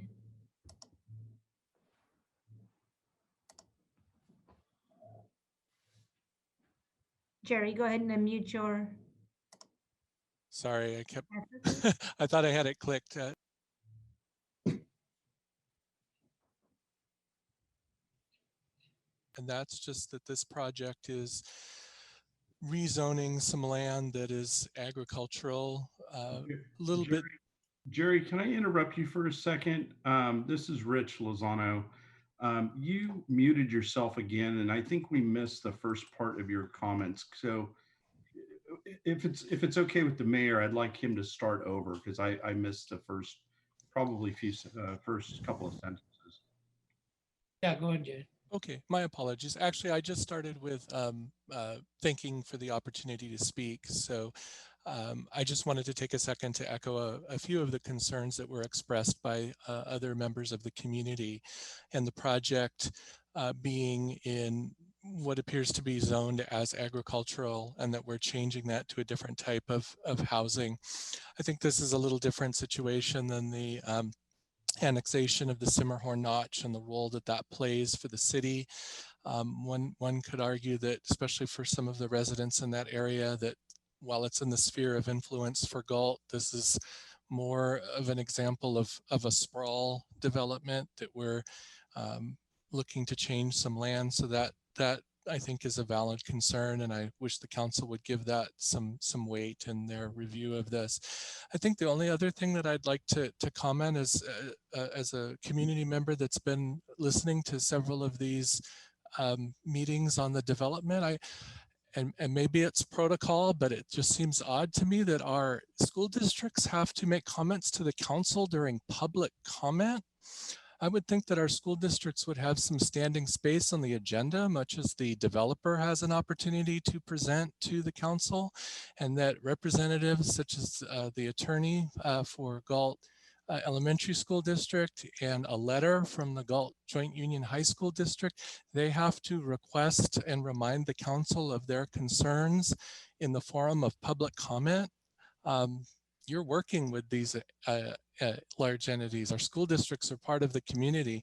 I think they would hold a different role rather than public comment like me, Joe Q citizen. I would think that they would have space on the agenda and that the council would turn to them as part of deliberations of this process to get their input, or give them a standing space on the agenda to provide their comments.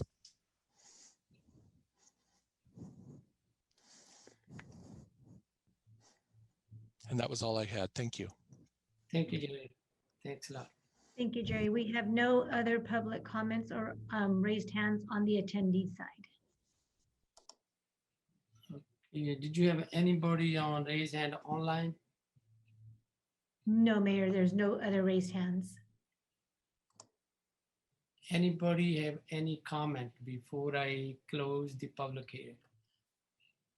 Mr. Mayor, it's Brian Wilson with the Summerfield Project. Yeah, go ahead, Brian. Yeah, hey, I just wanted to thank you so much, Mr. Mayor and the council and the city staff for helping us through the process and kind of showing us what the city wanted to have.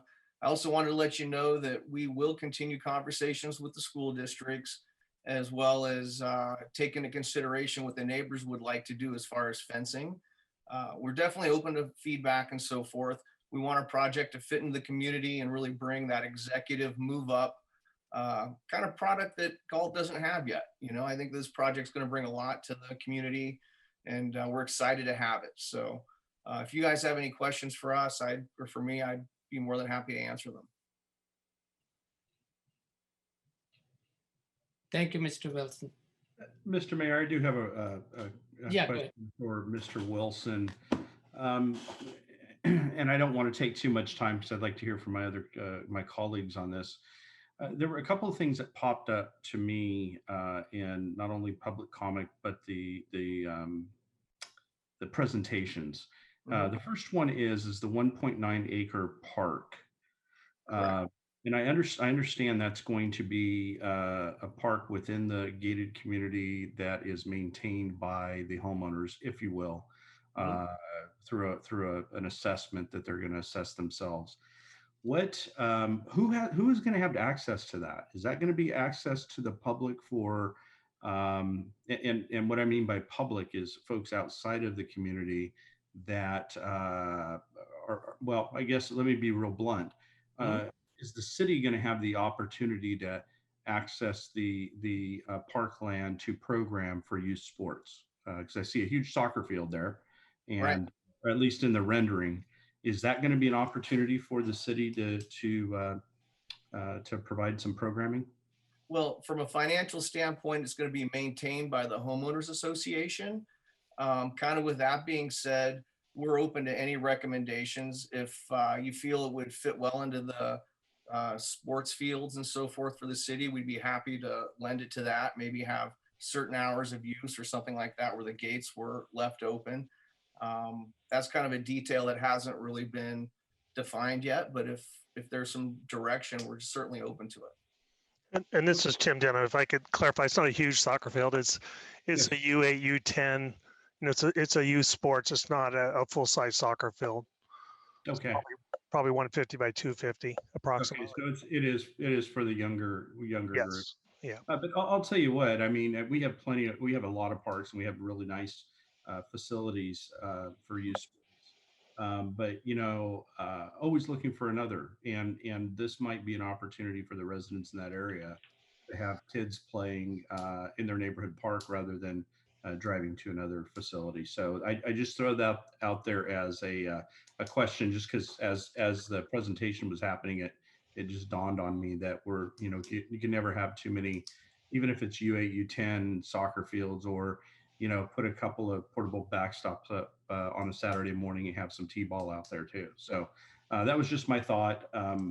The other question I have is, and I believe this is for either you, Brian, or Tim, the entrance onto Twin Cities, or I'm sorry, the entrance that goes onto Twin Cities Road. What is the, and I have the packet here, but real quick, if you know, what is the distance between the actual, not the gate, but where the cars have to stop to get access? Right. So there'll be a, before the gate. Excuse me. Yeah. There'll be a key code on the island. There's about 80 feet. So stack up for 4 cars as you come off of Twin Cities Road. And those are guests. If you're a resident, you would just have a clicker and drive on in. So we think that's adequate stack up to serve that issue. We looked at it. Okay. And if I could, so it's going to be a signalized intersection. I think there's some misinformation that was maybe in the public comments, but that is the only place we can have a 4-way signalized intersection is at Marengo Road in Twin Cities. And we feel a signalized intersection is the kind of the safest alternative in terms of allowing the school children in this neighborhood to cross at that location and walk down to the schools that are south of this project. Okay, that's really all the questions I had at this point. Certainly we'll have more later, but Mr. Mayor, I wanted to kind of bring those up since Brian asked for any other questions and Tim jumped in there. So Thank you, Mayor. Yeah. I had a question for Brian. not really a question. I noticed in a lot of the public comment, the development keeps getting called high density. Yeah, oh, Tim, you came on there. I was just gonna say that I think that that's a misconception a little bit, in that it's actually the lowest density that I believe Galt has for residential use. We really tried to bring the larger executive style lots to the community, and really something that the city doesn't really have yet, to bring in a new kind of buyer, or potentially a move up house for existing Galt citizens. Thank you. Yeah, I really wanted to clarify that. Yeah. Thank Thank you. Did any other public comment came in before I close the public hearing? No written comment received. Sean, you want to make a comment before closing the public hearing? Well, I can wait till after we close the hearing. I just had comments as well, but I can wait till you can close it. But I do have questions for Brian and Yeah, go ahead. Go ahead. Ask the question. Well, just to comment back on what some was just said by Councilman Lamson and Brian. I mean, clearly when one of the citizens that wrote in was referring to high density, they weren't really referring to high density in the aspect that you and I know high density. They were referring to a density other than the rural 2 5 acre whatever that's there now. That's clearly what they meant. So I mean, just saying that.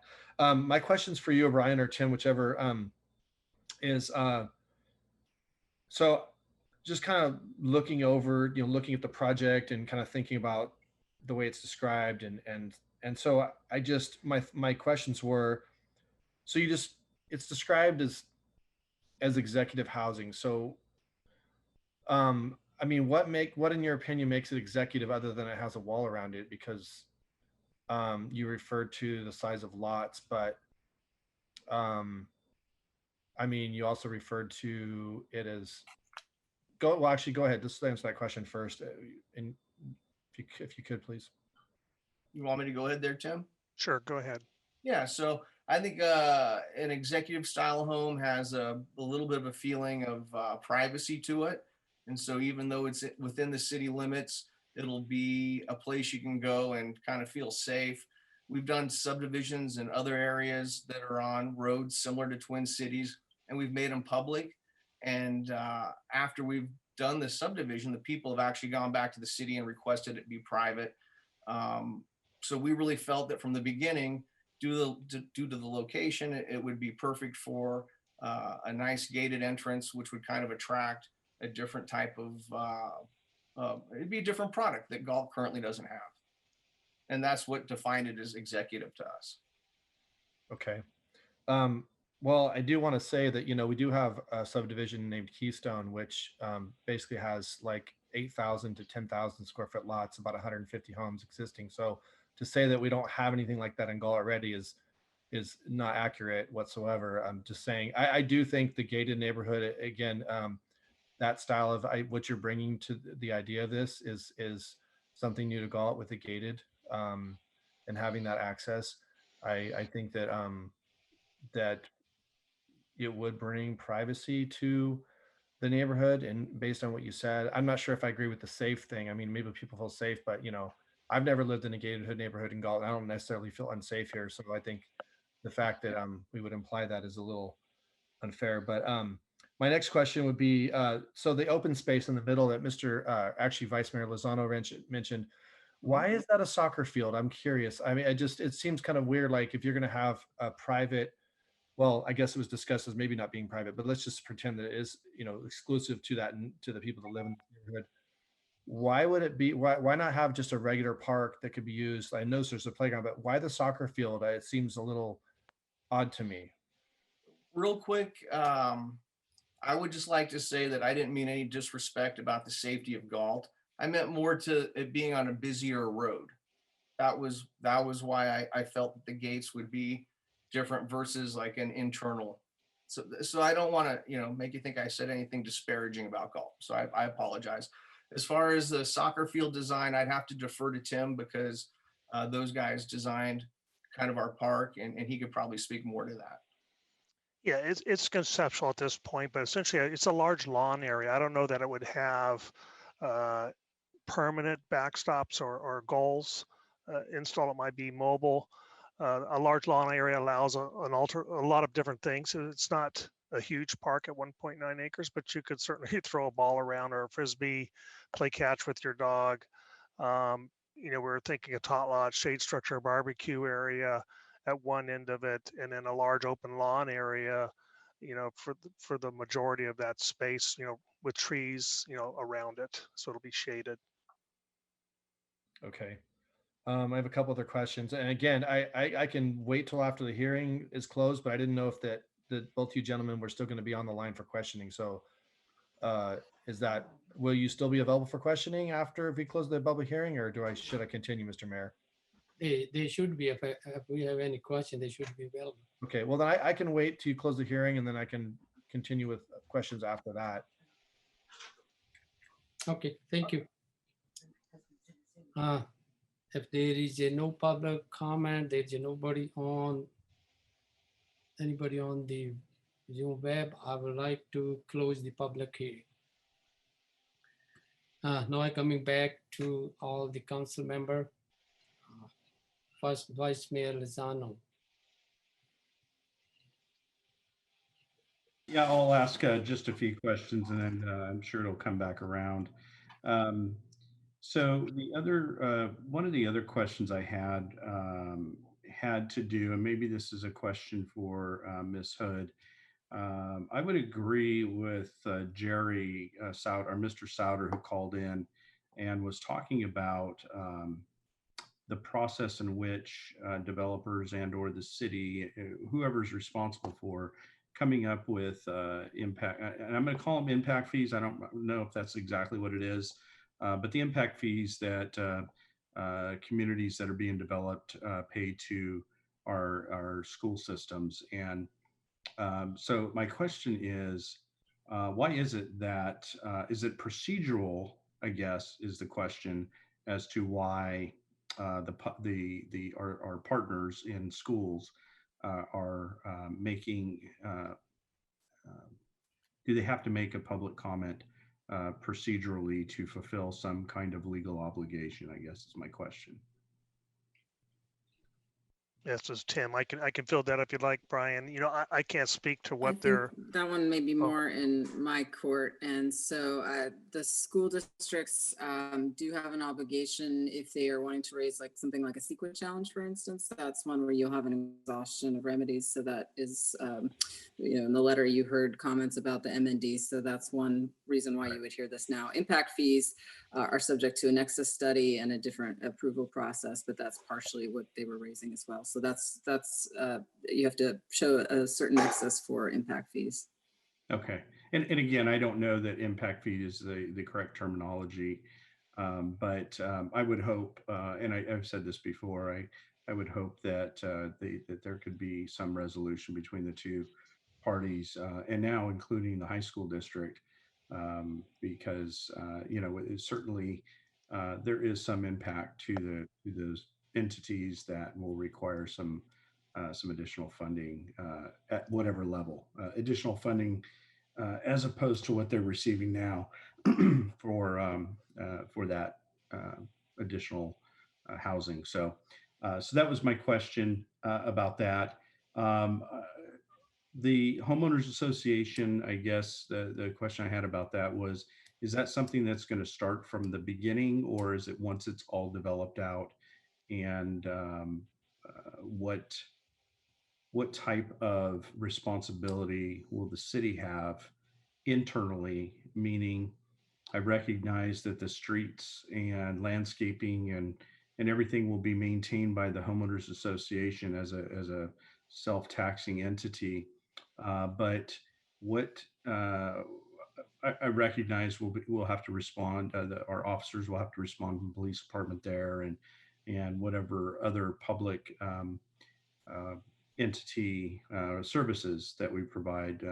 But what are we responsible for outside of those immediate services that we know as a community? Is there wastewater and sewer and water services that we will provide? So as far as timing goes, typically when you see these projects, they are conditioned that the HOA and the CSD or CFD, they're enacted with the final map. That's just the timing when it takes place. And so those mechanisms are in place when the project starts developing. Since it is a private project, typically, and I'm going to have to defer this over to Mike as far as what those facilities are. A lot of times water is public, but and they're an easement, but they are, everything behind the wall is private and it's maintained by the overall HOA. And then as far as services go to police and fire, maintaining landscaping along Twin Cities, that's when the CSD the service district, that's enacted in that funding. So the goal with both of those mechanisms, this project is taking care of its services and facilities, and those costs are not being borne by the city of Galt. And I'd have to turn it over to Mike as far as what those facilities look like, whether they're private or public. Yeah, just for the city side, Vice Mayor Lozano, the city would have water, sewer, and storm drain. The streets would also be covered by the HOA. So we would only, respond to any water, sewer, storm drain related issues behind the wall. Okay, and the money to maintain those within that community is still going to come out of the community facilities district or the community services district. Well, those would be city facilities, so that would be paid from the ratepayers by the property owners, the homeowners, essentially through their rates. Yeah. Bill looks, Mr. Forrest. Excuse me, Mr. Yeah. Sorry. To clarify, actually, every kind of backing up with what Mr. Hoffman said is basically everything behind the wall will be privately maintained. There's conditions specifying that the water, sewer, and storm drainage will be private behind the wall. The only thing we'll be responsible to maintain within is the water meters, and there's I believe it's B28. So, so if you will, the pipe system within the private streets at this time are planned to be all private. There's conditions for them to provide adequate backflow control on the water system. For example, we will probably have some shared responsibility for the sewer lift station. Actually, I do believe even the sewer lift station is private, but is be built to public standards. Thank you so much. And I do have some other questions related to drainage around the area, but I'll let my colleagues go. I don't want to take up all the time. Right. Thank you. Council Member Farmer. Yes, thank you, Mr. Mayor. So continue on a few more questions I have. And I was going to have you bring up maybe the map showing the surrounding rural residential, but I don't, maybe it's not necessary. If I'm not mistaken, I think it's probably like 2 acre to maybe 5. I think maybe the smallest is 2 acre, and maybe there's some larger. I forget when I was looking at it, but I mean, historically, I would say that it's, and I'd like to get your guys' take from a developer standpoint. I mean, how likely do you think it is that because there was some comment earlier about if this development should proceed, would that lead to the development of that surrounding area? And historically, if you have like a ranchette or multiple ranchettes, I mean, it's probably not going to be economical for a developer to come in there in the future, I would foresee, and buy out people's 2 acre ranchettes or whatever, enough of them to build another subdivision. I mean, what do you think the likelihood of that happening is, if Brian or Tim can answer that. You know, I'm going to jump in and I'm going to say that it's highly unlikely because our parcel's the only one that's in the sphere of influence. And so for that reason, the other ones wouldn't really be pulled into the city anyways. So it's not really very likely that anything else would be developed, you know, right adjacent to us. And kind of with that being said, we're really willing to work with the neighbors. We've gone out and we met with Ron, one of the gentlemen that wrote one of the letters. He lives there with his father, and his sister also live in that neighborhood. And we're willing to put up fences and work with them in any way that's going to make it, you know, happy for them. But the property is currently zoned commercial. Half of it is, and it could be a truck stop or a Rayleigh's or a whatever it could be. And the impact of what we're proposing is significantly less than having a 24-hour or even a 15-hour a day grocery store there or something to that, you know, capacity. So I think what we're asking for is really almost an equal or lower use versus what it's already zoned as. We had a citizen, thank you for that question, answer there, Brian. When did you, one of you gentlemen tell me when was this property purchased? If you don't mind me asking that, I was just curious of how long you guys have been. I'm not 100% certain, probably within the last like 4 or 5 years. Okay. But I'm not 100% certain, so. Okay.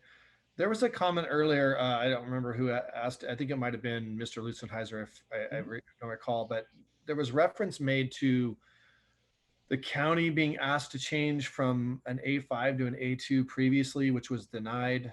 Anybody elaborate? I know, of course, Craig, you're new. I think maybe the only person here that maybe could have any knowledge of anything like that would maybe be Councilman Campion. But does anybody have any information on what that comment could have been regarding? Kurt, do you know of anything? I don't recall any. I don't recall a proposed development on this site for 2-acre minimums. It may have been proposed, but I do not recall that. What is A5 and what is A2? Craig, do you? 2-acre minimum, 5-acre minimum. Yeah. Ag res, that's all it is. Yeah. Okay. So not knowing if this statement was true, there was basically what they were saying is that there could have been a previous request to go from a 5-acre to a 2-acre, and that was denied. That's basically what he was trying to say. Yeah, continue. I believing in that land was in a Sacramento County, so there might be somebody try in a Sacramento planning department want to make sure they have that 2-acre to 5-acre. Yeah. I don't see anybody ask in this city. Yeah, that would make sense. I just was trying to get some clarification on what that comment. And I'll add to that just to clarify. It was several years ago, tried to be rezoned, and it didn't go through for whatever reason. And when we acquired it, it was in the county, and we approached the county to do some sort of a map with it. And they said, no, you have to deal with the city of Galt because it's in the sphere of influence. And so the county wouldn't do any sort of a tentative map for us on it. Okay, so if I'm understanding this correctly, there was an attempt based on your knowledge, I guess, and what a comment of a citizen in like the 90s, a long time ago. Okay. A long time ago, like 30 years ago. Okay. To rezone from a 5-acre parcels down to 2. That's what the attempt was at that time. And then, correct. And it was denied. And it was when it was in the county a long time ago, well before we were around it. Okay. Continuing on here.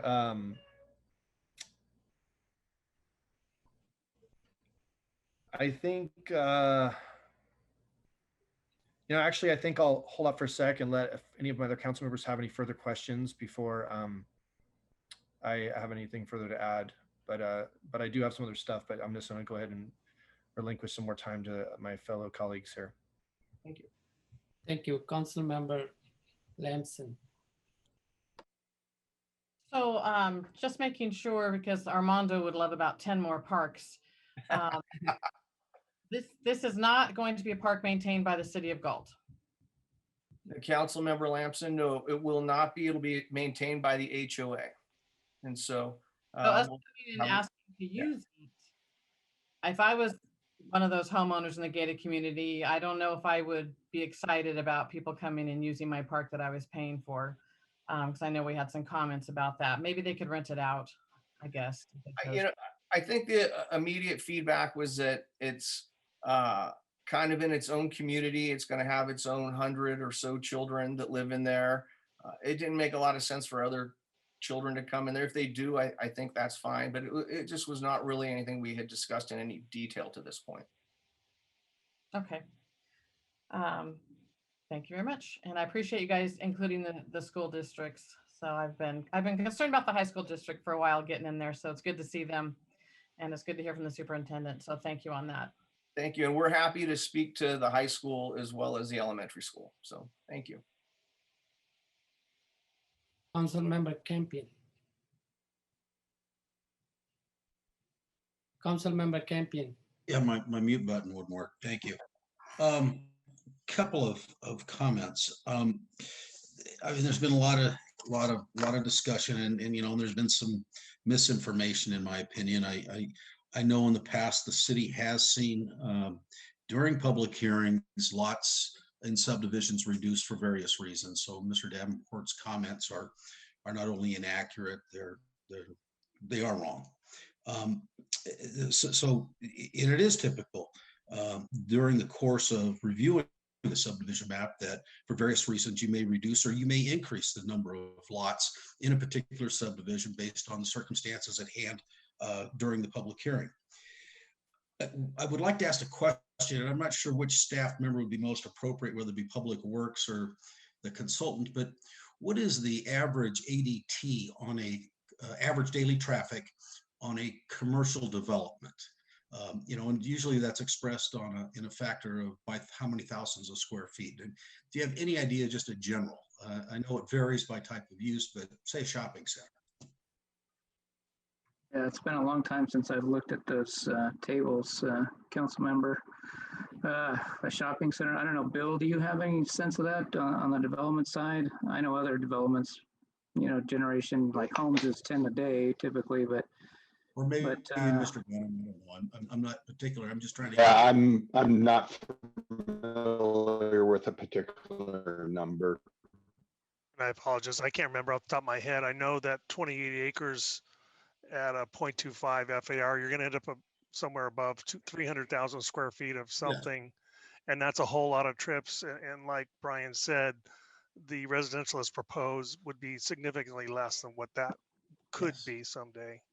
And that's my point. I mean, you're talking literally multiple thousands of vehicle trips versus a little over 2,000 with this development. So I look at it from a point of view of the intensity of use versus the density.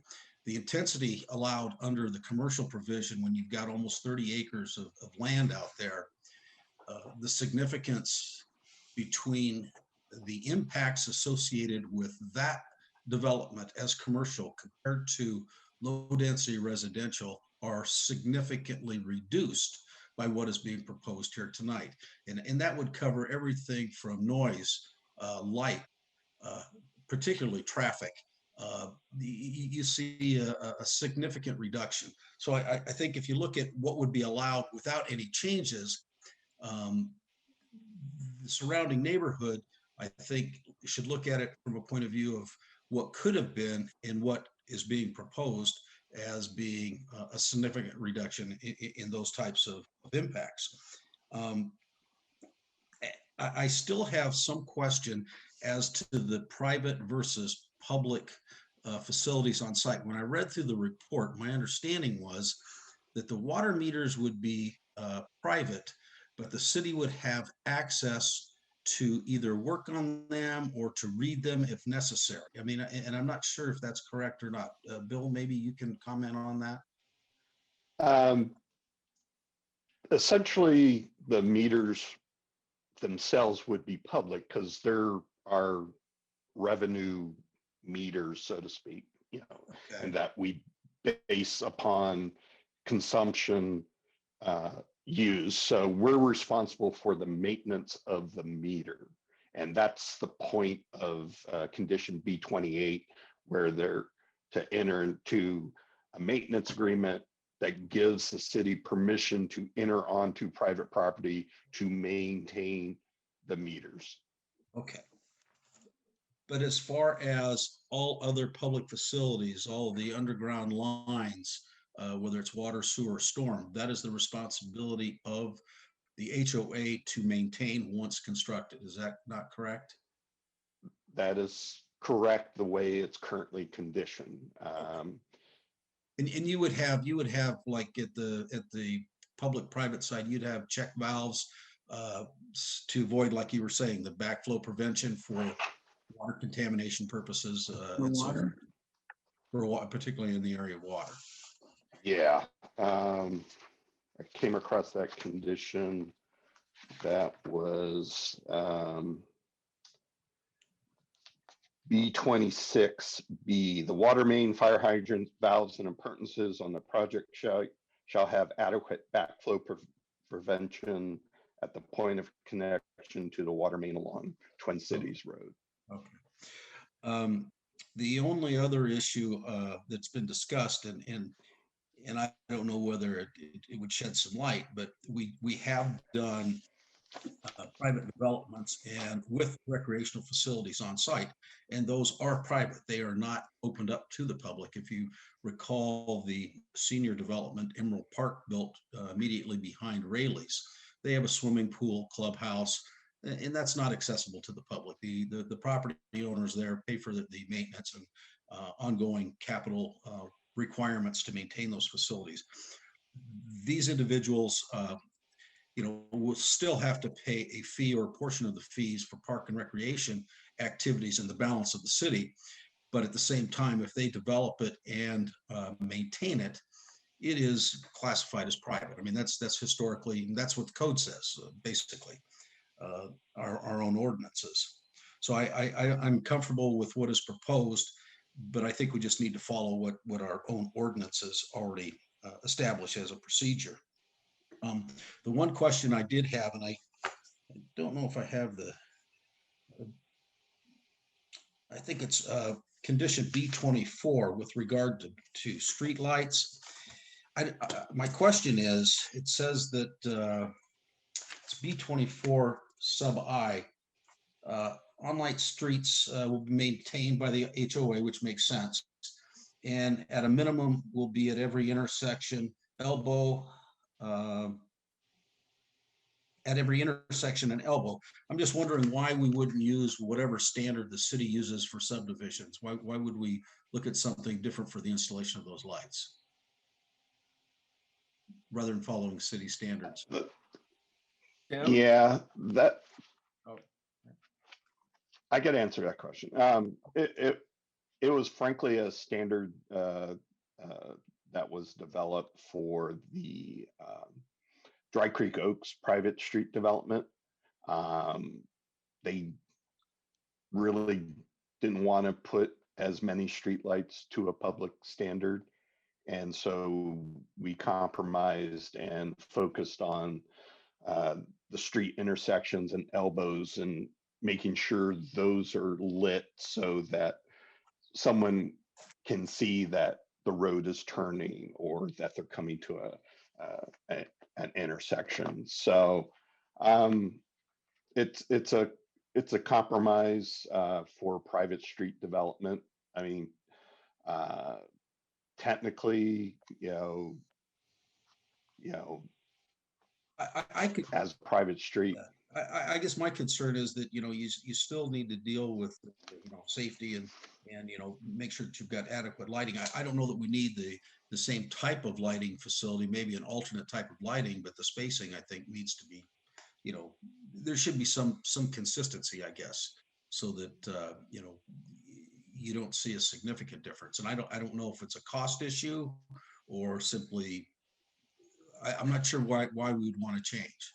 So my personal preference would be to see it, whatever the city standard is, we follow the same city standards.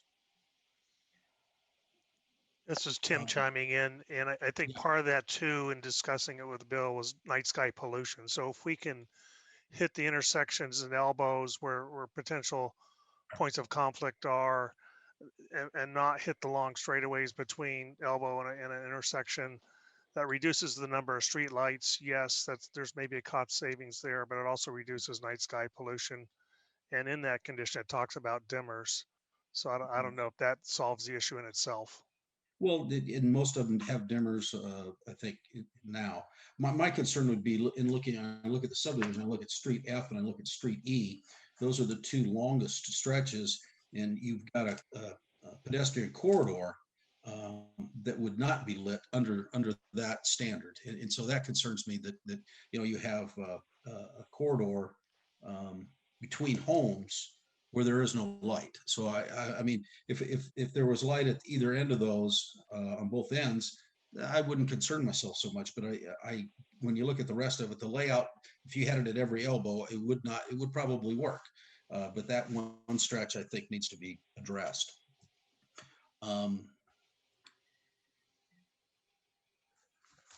The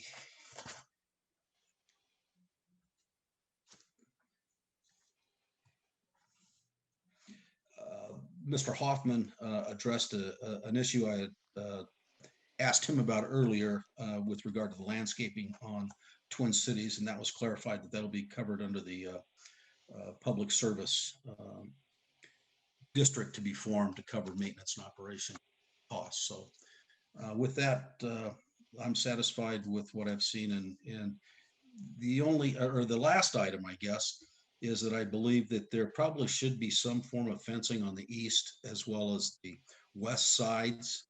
I can understand having something where you want to have privacy. I think most people like privacy in their rear yard. That would provide that to the people in the subdivision. Secondly, I don't necessarily believe a sound wall is justified.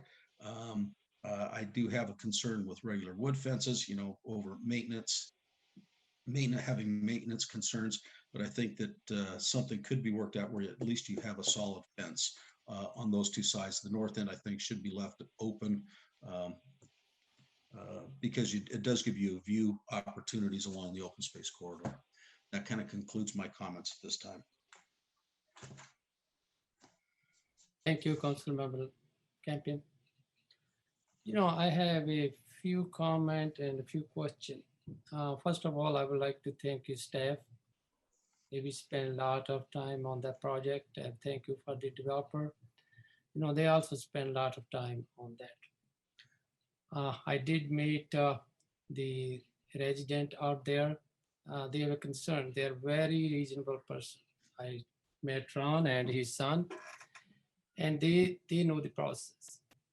And I believe, I don't know, they talked to the developers yet, but their request in order to satisfy them is very reasonable. They were the main concern was the wall around the project. If their costs justify, I like to put the sound wall, because I understand there is rural area and then there is residential, low density, and the safety of both sides.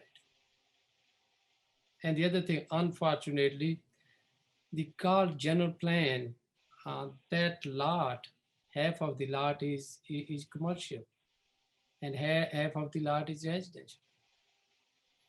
But if I agree with Council Member Campion, if there is in the future, if this low density does not come over there, there might be end up with some kind of store. They're running 24 hours. So that point of view is that project is coming on that location is good. But the other, if we're looking on the other side, these residents around there, when they have the land, everybody, we all want to be at peace. We all want to be a quiet our neighbor. But unfortunately, there is sometimes the plan already, general plan already there. But and then the other thing is, like in Galt residents, they have a lot of concern. They're concerned, there is a lot of project coming in the city. But another thing, all these project is approved. We all council member may not approve it 5, 6, 7 years ago. And there is some kind of economy when economy was down. So that's why it was all in pipeline. And now you see in a Gulf 4 and 5 big projects coming in. And they're concerned with the school. And that much population will increase. Are this school will absorb all the student? The other Galt resident have a concern about the safety, how the police can work, how the water and sewer. And I like to somebody from the staff want to make sure, explain to the public that project or some other project can be already calculation now can be effect on the schools, now can be effect on the safety, and is now can be effect on water and sewer. Mr. Selling or somebody else can a little bit brief to the public. Well, I can speak obviously to the infrastructure and the traffic. I think as Councilmember Campion noted, the traffic generation for a commercial property would be much greater than a low density residential.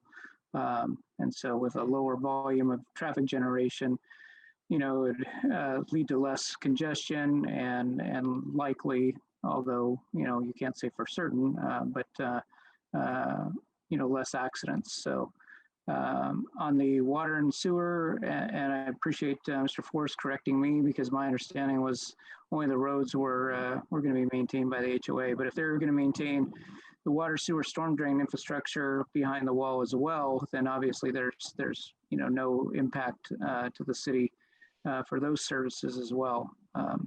So for the traffic and the infrastructure within. That's about the limits of what I can respond to. For the financial, if I might, as those houses are developed and people buy those properties, they pay property taxes, which pay for core services for both the school and for the city. Not to say that that is enough funding to sustain all of those services. That's partially the purpose of the CFDs. But there is funding revenue that occurs with those developments. Thank you. And on the report, somebody say we're gonna have around $800,000 a year. We can have a property tax, right? And that is a conservative estimate, yes. Thank you. And that money directly going to the general fund, so we can use wherever we want. That is correct. Thank you. Can I respond to if the schools can handle it? Our schools are on declining enrollment. Our high school has 200 less students than it did when they built Liberty Ranch. So they do need more students, or they will have to make more cuts. And I know they were talking about closing Lake Canyon for enrollment reasons, so they can take a few more students. Thank you, Councilmember Lamson. I have one more question. It might be Mr. Hoffman. That land, I think they had around 60 acres, right? How much land is supposed to be in a park? Because I believe we are getting a Quimby fees on that, right? We are going to be getting Quimby fees. I don't have that calculation for you, but you do have some land going to the park. Some does count for the trail in some of the open space. A lot of that is drainage, so it counts as something different. And you do have wetland areas. There is some open space to it. but we are getting Quimby fees. I don't have the calculation for that. I but we can are- tell you the calculations that were in the initial study were based on the 211 units, so they're a little high. It's 2.2 acres of parkland would be the required amount for 211 residential units. Okay. I can also tell you that for 42.7 trips per 1,000 square feet of commercial, Councilmember Campion. Okay, thank you. The next question I have. Excuse me, could you repeat that? 42.7 trips per day per 1,000 square feet. And I missed it again. I'm sorry.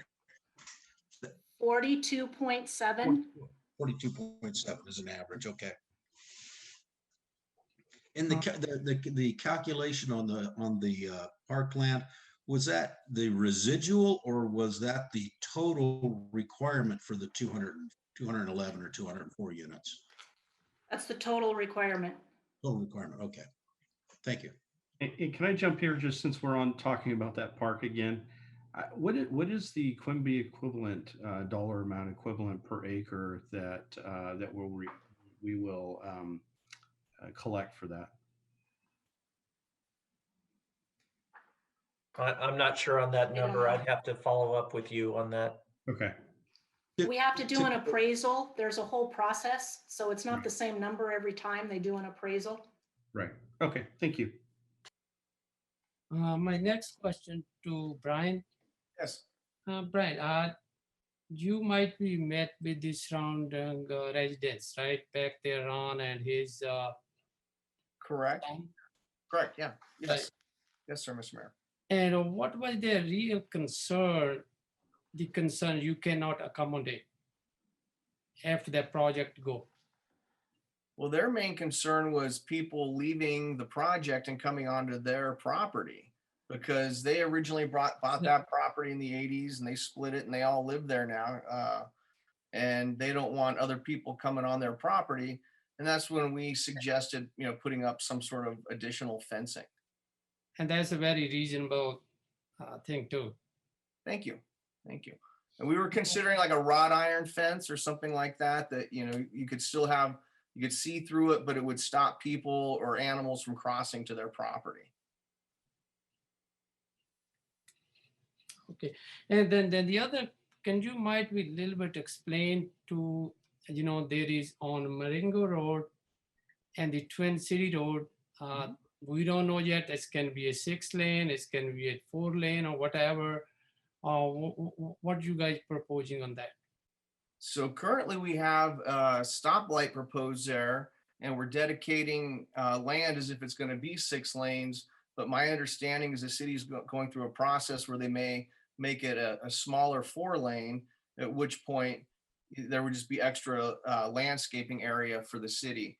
Also, we still have to go through the ICE process with Caltrans, which will dictate exactly what's going to be there when we build it. So you can work with the call train, whatever we need to do, right? Correct. We're going to address any sort of drainage and Caltrans and traffic issues will all be handled through our improvement plans, which obviously I'll have to make sense and work before we'll be approved to move forward with actually constructing the project. Okay. The other thing, the east side of the project alongside of Twin City Road, how far did you how far from that corner to Waldo Road? That might be a better question for Tim because he would have the map on there. I'm going to guess it's about 700 feet. Well, the reason I'm asking you, that resident, they also have, I don't know, they have kind of concern to make a walking path up to there. I'm just asking you what, did they talk what kind of cost in your project is maybe able to do it or not? Correct. Well, we haven't really considered that because if you go up Twin Cities towards Waldo Road, there's very few residents. And if you were to get a sidewalk, where would it go to? Because everything to the west of our project is going to be 2-acre parcels or other existing homes. So there's no sidewalk to the west of us. So to build one to the east, it didn't make a lot of sense to planning when we, submitted the map. But if there's a different input, again, we're open. And you're a good guesser, Brian. It's 800 feet. I measured on Google Earth. But, there's also issues of, there's 4 different parcels there, 4 different property owners, and getting, dedication of right away from properties we don't control is difficult. Our plan is to, from Moringa Road, transition to Twin Cities Road as a 2-lane facility going east. Thank you. Thank you. My question is, that the letter we received from, I believe, in Sierra Club 350 Echo, Mr. Hoffman, could you a little bit explain to us, and the report said it's not a significant impact, what they're telling us is a significant effect. Could you a little bit explore that letter? Is as a department, our opinion is okay. We don't want anything backlash on that. Sure. We received that letter on our CAP, the Climate Action Plan. That is an adopted plan, and it meets the standards for our GHG gases through 2030. Staff's opinion is it is a valid plan. It was supported by the local air district. We had some other stakeholders that supported that plan. It was adopted by the council, and the Sierra Club and the other 2 environmental groups, they have provided these comments on the most recent documents, environmental documents that we've had, both for Simmerhorn, for Fairway Oaks, for this project. But we feel that they are adequate environmental documents that we've prepared for these projects, and they are based upon the approved cap that we have. Does that help? Yeah, it can help. Yeah. Thank you. Thank you. At this time, that's the only information or question I have. Now I would like to ask any other council member. Mayor, I'm sorry, go ahead, Vice Mayor Lozano. Yeah, do you have any? I have a quick question. Yeah, go ahead. I'm hoping it's quick.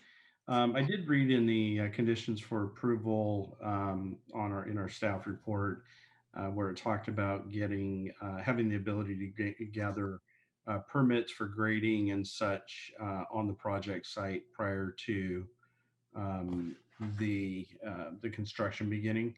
My question is this: one of the comments we received from one of the community members, the neighbors, there is that there are existing drainage issues on a couple of the properties. And I'm sorry, I tried to look for the exact address, and I believe he provided it, but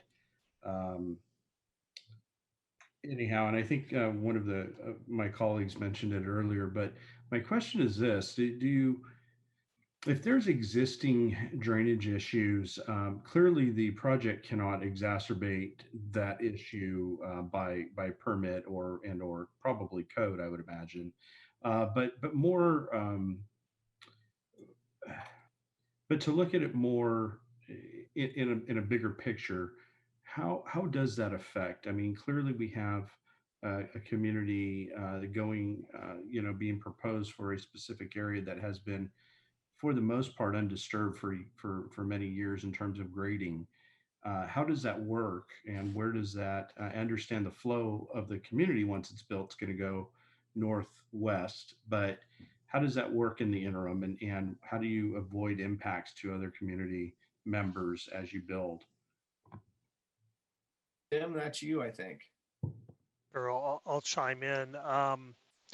Generally, as you noted, everything flows kind of from Twin Cities Road to the northwest, and that's where we are directing flows. And so where it flows from the east into our site, we actually have a gap between lots. You might remember on the illustrative plan to accept that water through into our site and take it into our storm drain system. And then there's actually a release point.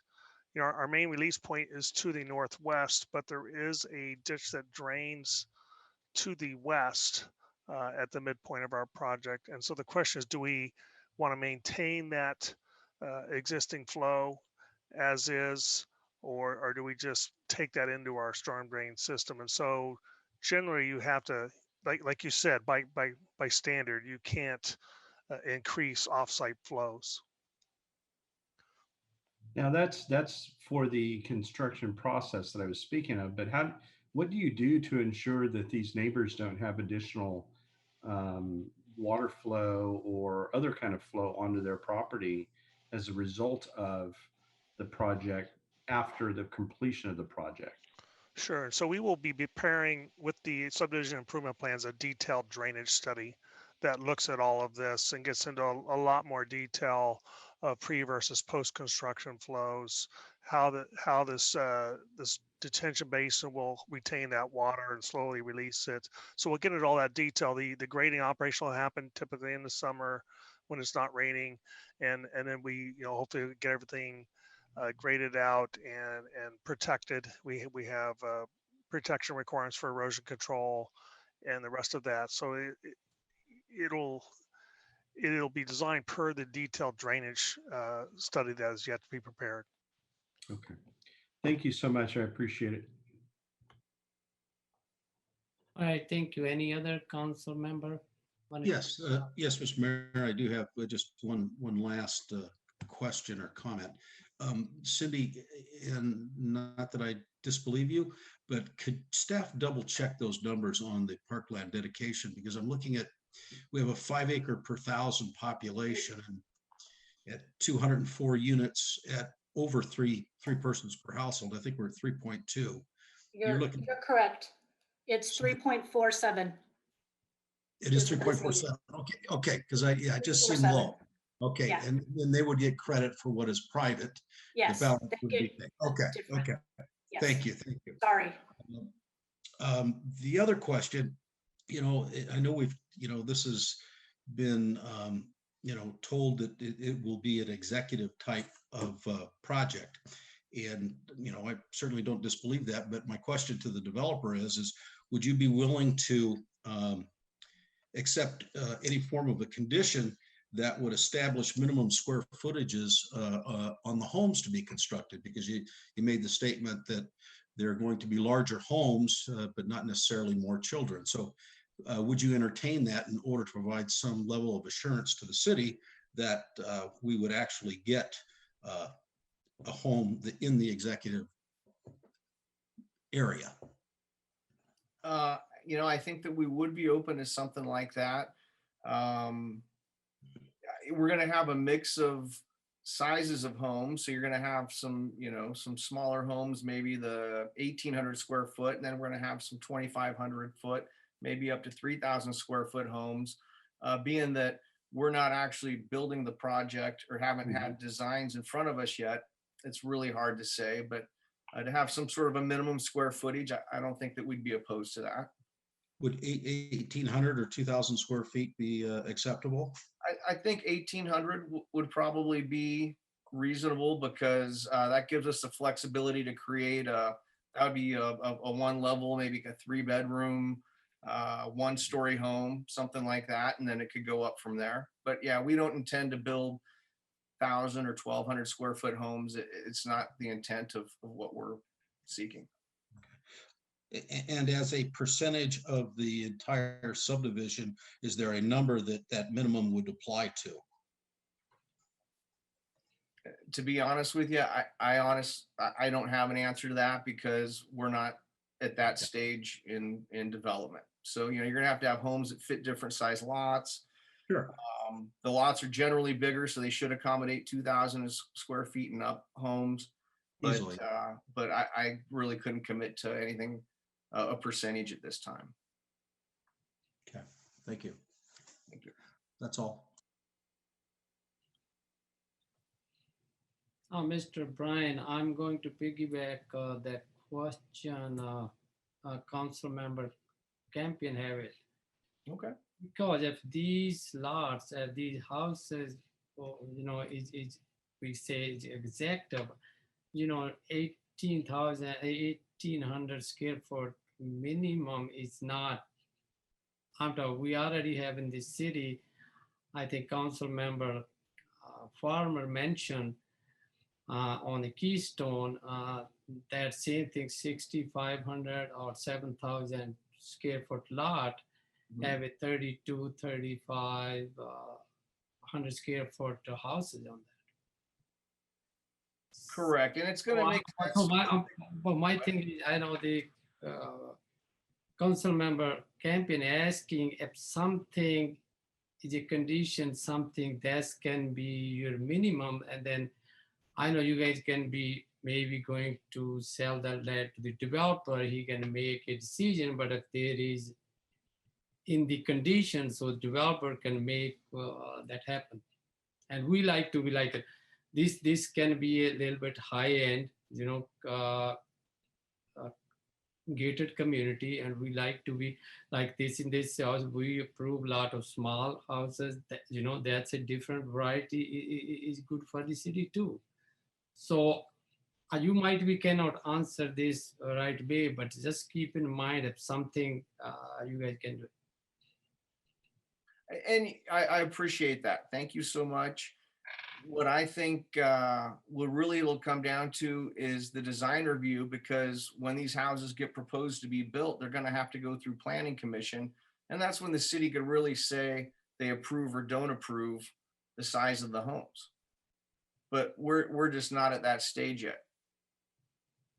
So it's not really, I'm not really in a position to say exactly 100% what we're going to have built there yet, because we just haven't gotten to that spot yet. But the city still controls the ability to change or make the homes bigger if they want to when it gets to, the planning commission and design review. If I may, Mr. Mayor. Yeah, go ahead. That's really not the case. If you're going to get an established minimum, you can ask for, but if they have their zoning, the subdivision, and a vested right, the city's ability to require minimum square footages or increase the square footage, we are significantly, if not legally, barred from doing such a thing. And I would, if Ms. Hood disagrees with me, but if you meet the zoning and you are simply following. No, I do not disagree. Okay. So I guess our point is that if the city council is going to establish a minimum square footage for these homes, you can, now would be the time to do it. He's agreed to 1,800 square feet. That's not an executive home, and I agree with you. What the city can do at the point that Brian's talking about is look at the architectural elevations, exterior elevations, and you can comment and make changes, but to require increased square footage simply for the sake of that, we wouldn't be able to do it.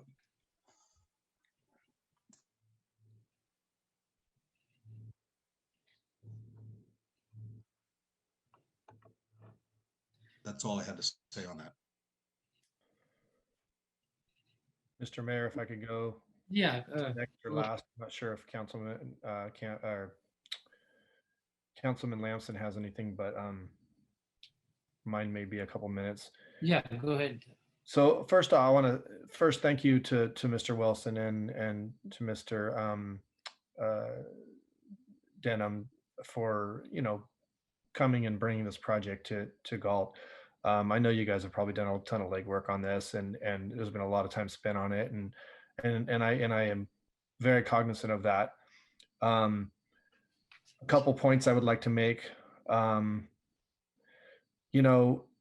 want to get something straight. So what we're looking at here is we're looking at a subdivision with anywhere from 1,800 to 20-something hundred square foot homes on 6,500 square foot lots, possibly 8,000 square foot lots for a part of it. with a gated entry and divided possibly by a wall around the entire thing, depending on what provisions the council puts on that or doesn't. You know, this whole project was being presented as something Galt doesn't have. First of all, I don't even consider 2,500 as executive. I'm sorry, I just don't. We have houses that are 1,000 square foot more than that in Galt already in our neighborhoods. So I think it's misleading by saying that. Not to say that it's not wouldn't be a good subdivision, but I'm just pointing that out. 6,500 square foot lot really is more like R1C, which is like standard, you know, subdivision style lots. It's not by any means large. So I think the executive, that the narrative that's an executive, I think is not accurate. I think really all we have here is a private neighborhood, which that is definitely what it will be. Also having a park that may or may not be used by people outside of the neighborhood. So there's that too. Not sure. So I think there's a lot of things here that are just, I think this project has, to be honest with you, and I don't, and please, you know, gentlemen, don't take any offense to my comments. I'm only just, sometimes I just shoot from the hip. And, but I think this project has a little bit of an identity crisis. So that's neither here nor there. Look, you know, we don't have a gated neighborhood in Galt, so I'll give you that. And I think, you know, there is some safety or some privacy for sure that comes with a project like that, that some people would want. But for me, I step back and look at things, you know, in many different, from many different angles. And when I look at a project, and since I've been on council, you know, we've approved several projects, some very large, some a few small. And to me, those projects made a lot of sense because they were puzzle pieces. My initial concern with this project is that it's not a puzzle piece. It's clearly, as one of our citizens stated, more like a sore thumb. And I would even confirm that even further by saying that it is very unlikely, even based on my comments and even you guys even confirming it yourselves, that it's very unlikely that the property surrounding this on the three sides is ever going to be developed into a similar product. So what you're going to ultimately end up with is ranchettes with the little subdivision popped right in the middle, and that's the way it's going to be forever. So it's just an anomaly to me. I look at, you know, what are the benefits to Galt? We had a citizen that said, you know, well, we have tax dollars. You know, there's going to be a tax generation, and we're going to have homes for our people. And I don't dispute either of those, except that I would like to point out that, you know, and I've said this maybe before, it's you know, to echo my late father, you know, it's not how much you make, it's how much you spend. I think that bodes well for many applications. And we just cannot simply in Galt, and this is nothing to do with your particular project, but we just cannot simply in Galt think that building houses and more rooftops over and over and over is going to somehow solve our financial problems. It's just going to be a vicious circle that it will never end. We are a bedroom community. We are lopsided with amenities to our citizens, house rooftops versus other commercial. We're with all the projects in the pipeline now, we're only getting more lopsided. You know, as somebody stated earlier, yeah, we have, you know, 3,200 homes in the pipeline right now. So if we basically, regardless if this project passes tonight, if we were just to say no more building for, no more projects to be approved, you know, from here on out for the next 3-4 years, whatever. If everything in the pipeline that's been green lighted was to come to fruition, not counting stuff that just came online, you know, we're looking at roughly 10,000 people added to the community of Galt. I'm going to say that again, 10,000 people. That is a 40% increase to our population for a city that averages around 2% per year. That is huge. And we can say, well, maybe Eastview doesn't come on for 5 more years, or maybe it doesn't come on for 10 more years. But even if I gave it 10 years, you're still looking at, and this is again, without further projects coming online. I mean, that's naive to say we're not going to have other projects, but you know, that is a huge increase. So for us to sit here and say that, oh, we need to build these roofs because we need a place where people live. We have probably approved more projects in the last 2 years in this community than in the 15 years prior. Eastview obviously was a big one, but it's, so I look at, when I look at a project for Galt and I say, what does this do for the community? And I look at, you know, I look at the property tax revenue, which is important. I get that. And we look at, okay, we're going to have places for people to live. But I think of the big picture and I think, you know, Galt, it has to make sense for Galt. when I look at any project I approve, I think it has to make sense. I do things deliberately. When I approved the notch, it was a deliberate because it's a puzzle piece. It's something that needed to be done. And then we have that commercial. You know, there's been some discussion here about the traffic. If we left this alone, which again, you know, according to our general plan, we're basically deviating from the general plan right now as far as the zoning. I mean, that's why we're asking for an amendment. So if we're using the general plan as a guideline, we're now detouring from that. And my concern is with that is to set a precedent. So if we deviate from that now, then are we going to just keep doing that? And we're going to keep saying, oh, well, we did it for this project. Let's do it for this project. I mean, I don't agree with the commercial zoning. I think the rural residential on the back half and the commercial on the front was probably not a good idea. I think it should have probably been all rural residential because that would have been a very nice mesh with the surrounding. So, I mean, I hear comments here from my fellow colleagues, almost like as if we're trying to decide between, okay, our choice is either we make it a subdivision or we make it a mall. So we got to pick which one. Well, we don't have to do either. I mean, we could just, you know, we could rezone it to rural residential and take the commercial out of it if we want to. If we're going to rezone something, we need to be open-minded. So again, you know, just kind of summarizing my point here is that I just feel, unfortunately, that for me tonight, gentlemen, that this project is not a good fit for Galt. I don't think it fits a puzzle piece. I don't think it fits. I think it's just an anomaly. It's not logical. It doesn't make sense. I've heard a lot of different adjectives used, but for me, regardless of if we have 10 people opposed and 10 people agreed, that's outside of my feeling. I just think that, I just don't think it makes sense for Galt. I'm sorry, but for me tonight is going to be a no. But, you know, I have the feeling that it's going to pass, and I do wish you guys luck on your project tonight. You know, I'm sure you guys will do a good job at it. And then, you know, and I could be wrong that it might be something great for Galt. But again, you know, thank you for presenting that tonight and for bringing it forward to the council for consideration. So with that, I'm going to let somebody else speak. Any other council member?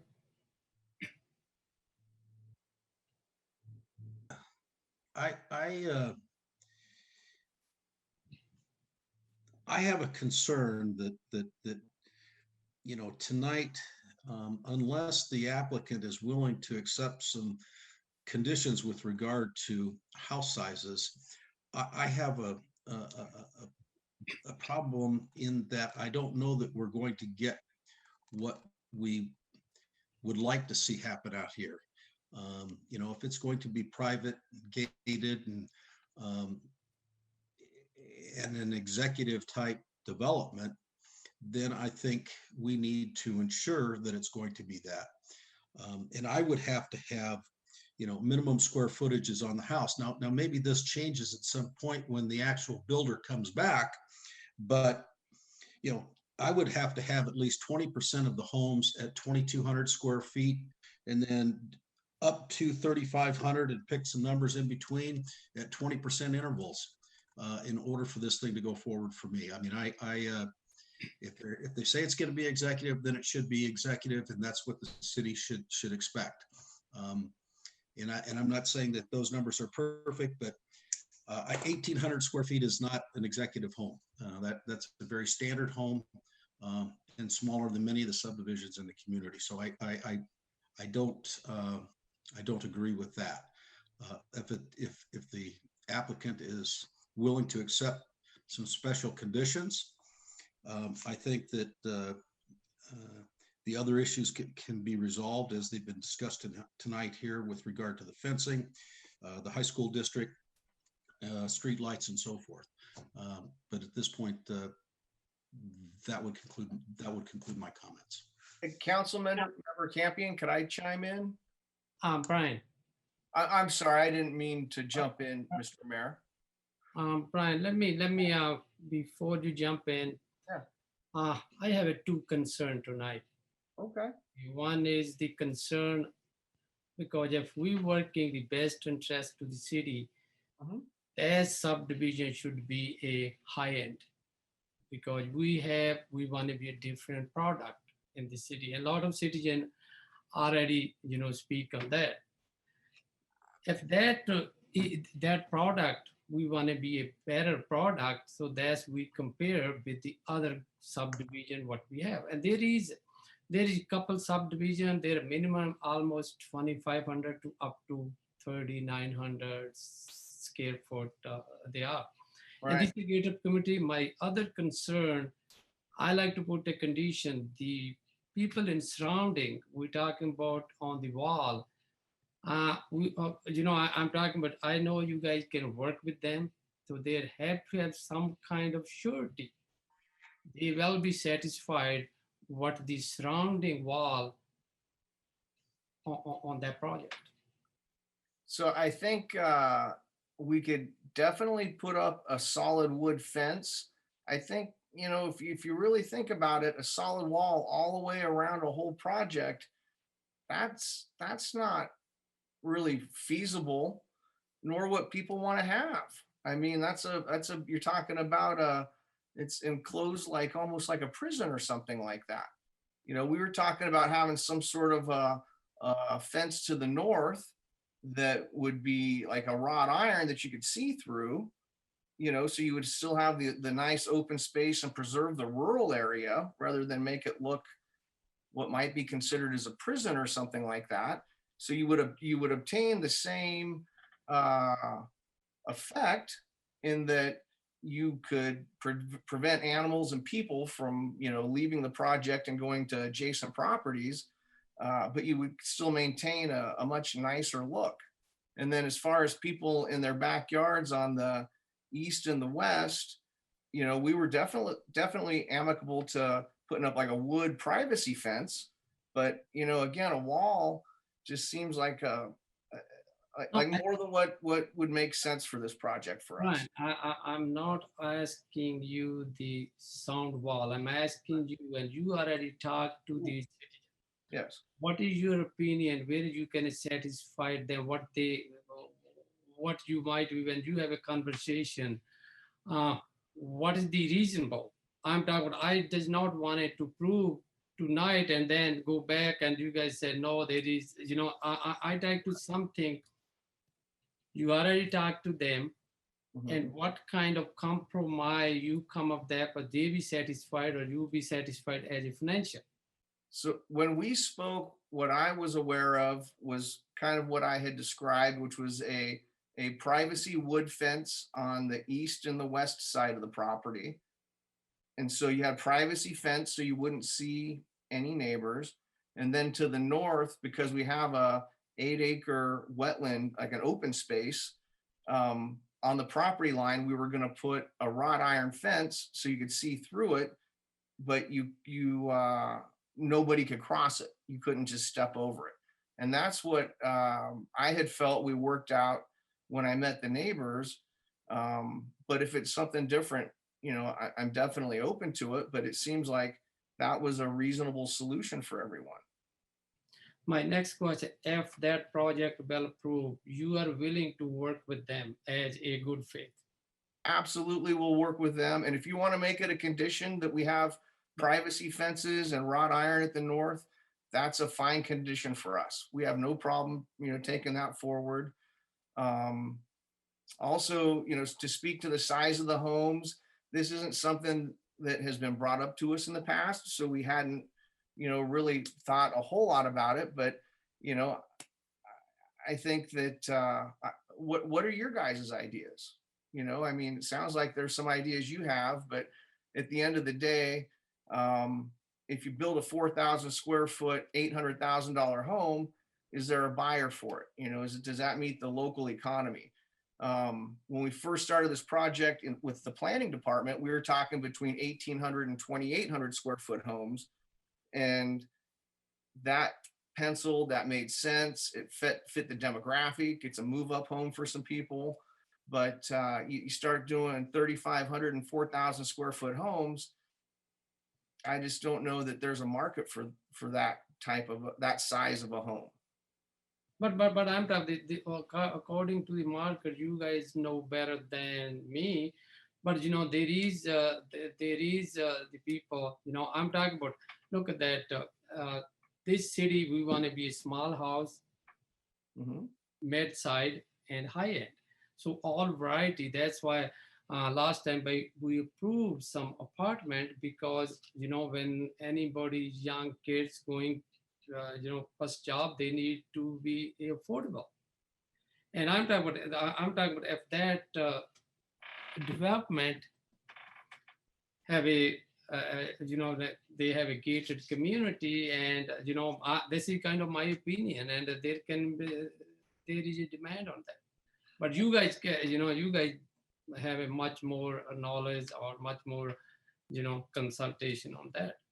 Correct. And If tonight if we can say okay, 2500 to 3500 can be, and if when it go through the same thing in the next day to the planning commission, if you feel you can convince them that you guys can change it.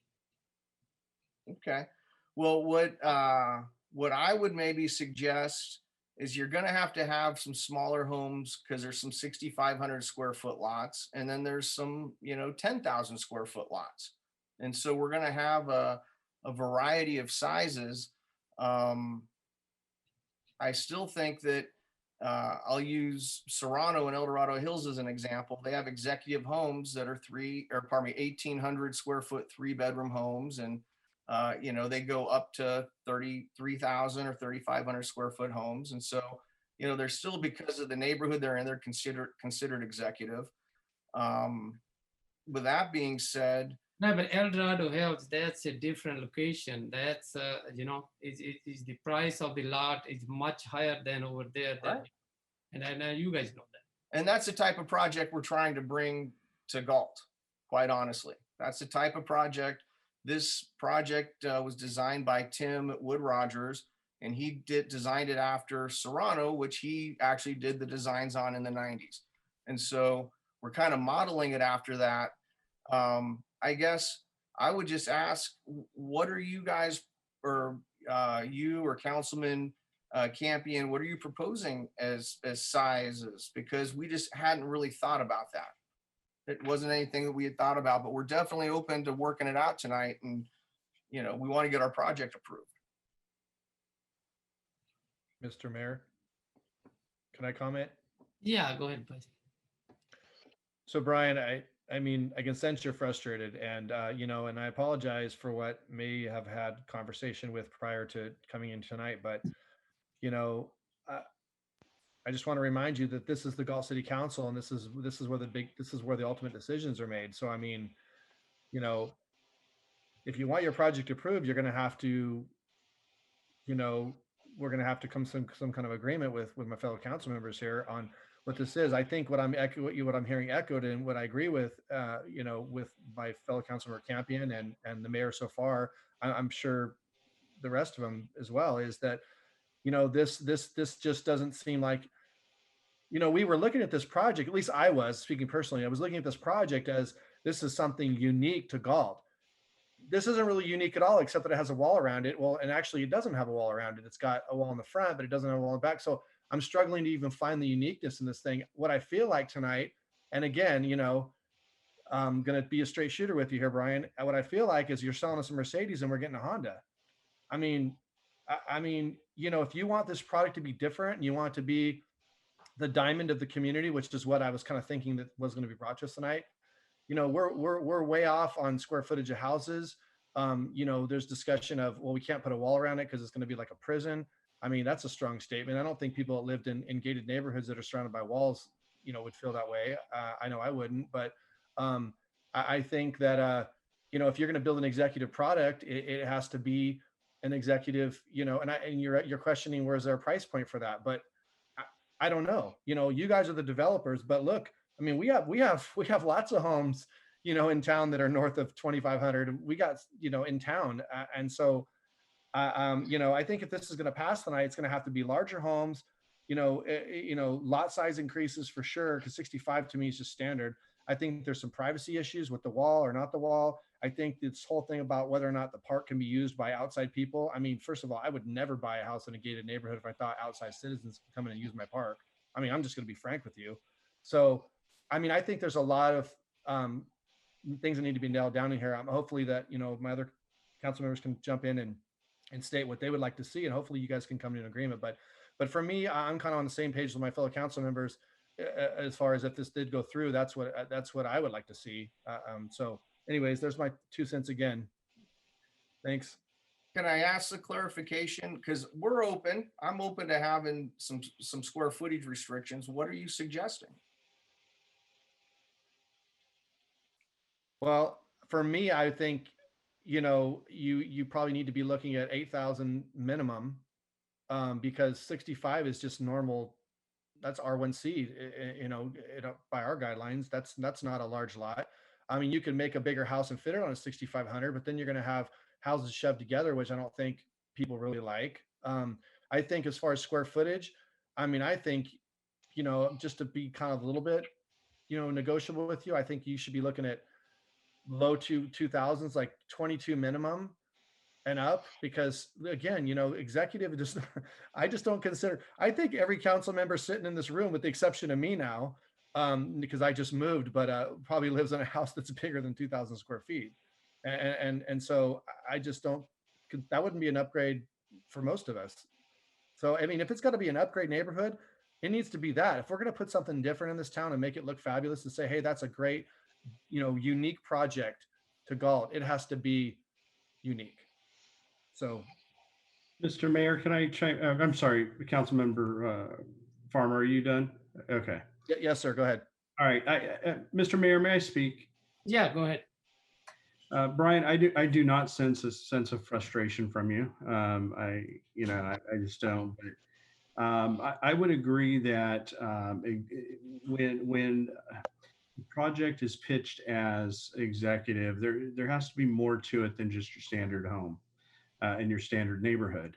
I live in a neighborhood that you just described. Anywhere from 1,800 square feet to, I don't know, 2,600 square feet or something like that.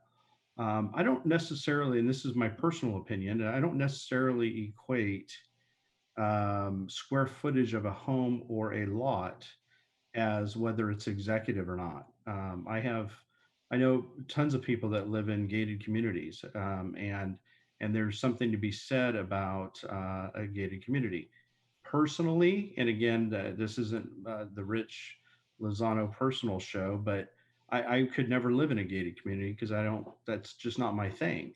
But does that make it not, does that make it, because it's an 18 or 20, 2,000 square foot home, make it not executive?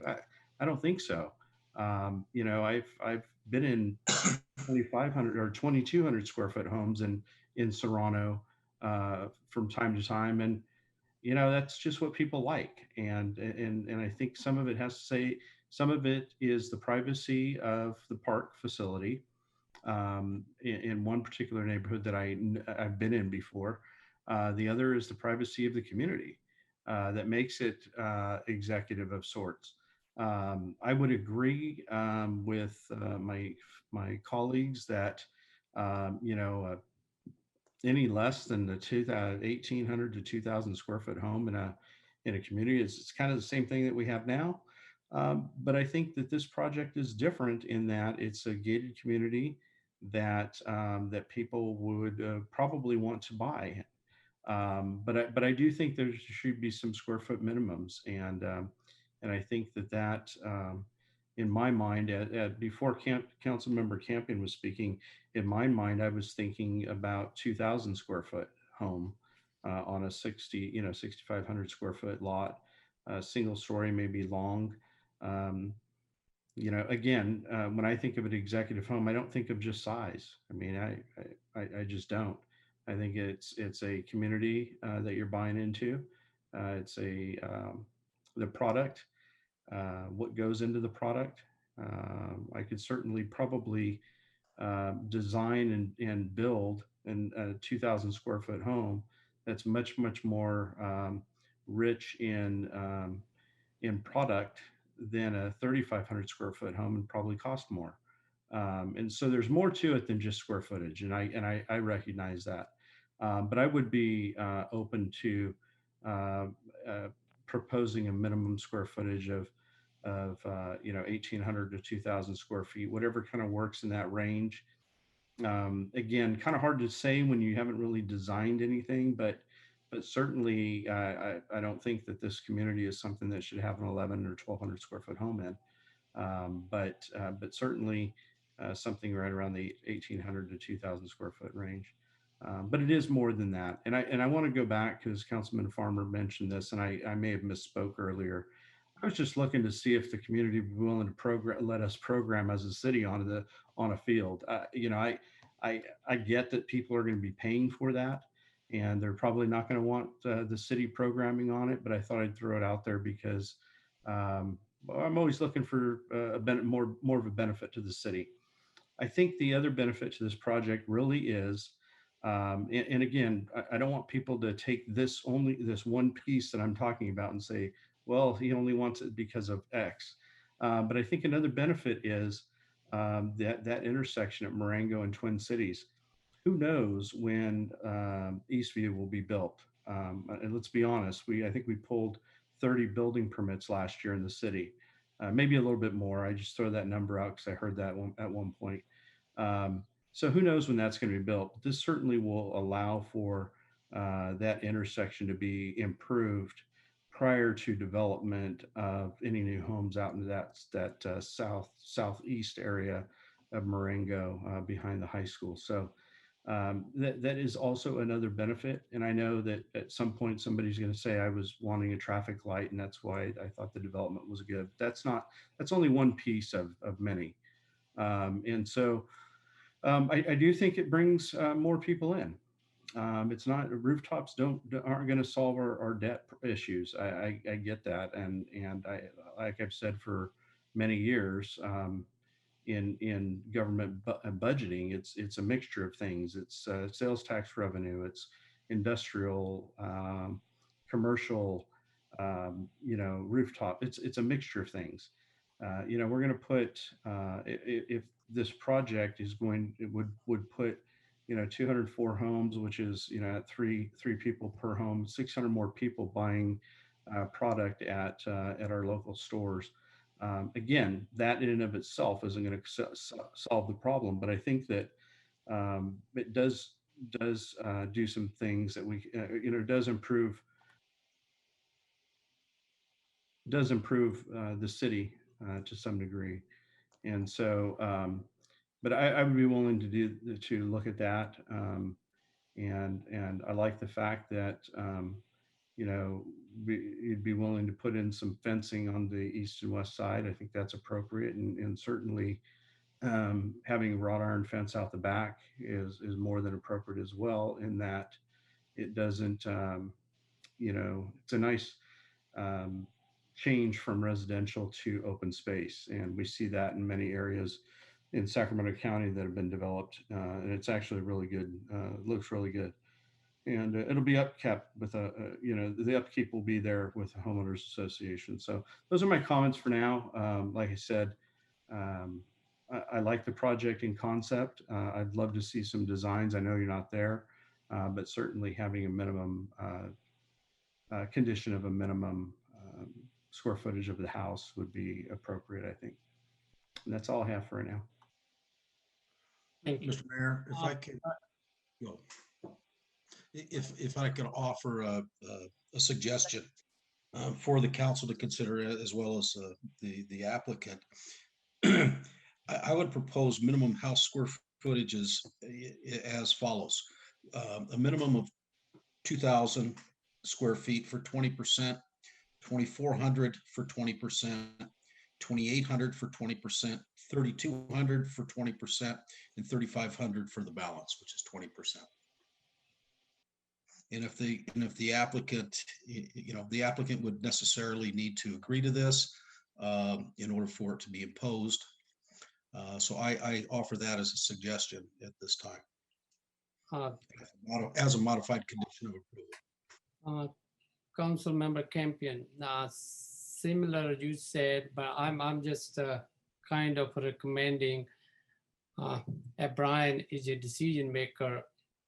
If they can minimum is 2,000, and then the maximum let them whatever they decide. And the second condition is a good faith or whatever in the condition, you want to make sure you're not satisfied. You already talk to the neighbor about the fencing.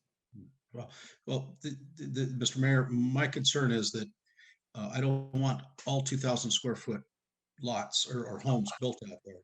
So I think that if the applicant is acceptable, if this is acceptable to him, I would put that included in a form of the motion, assuming we get to that point, as a condition of approval.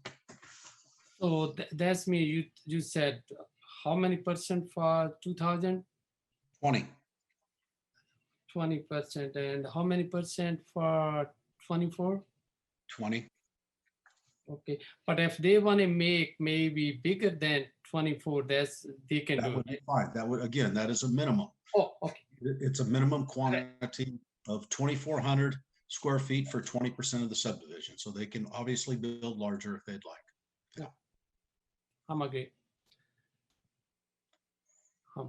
Okay, well, I like that too with the 2,000 minimum, and also I completely agree with the wrought iron fence because it makes it appear open.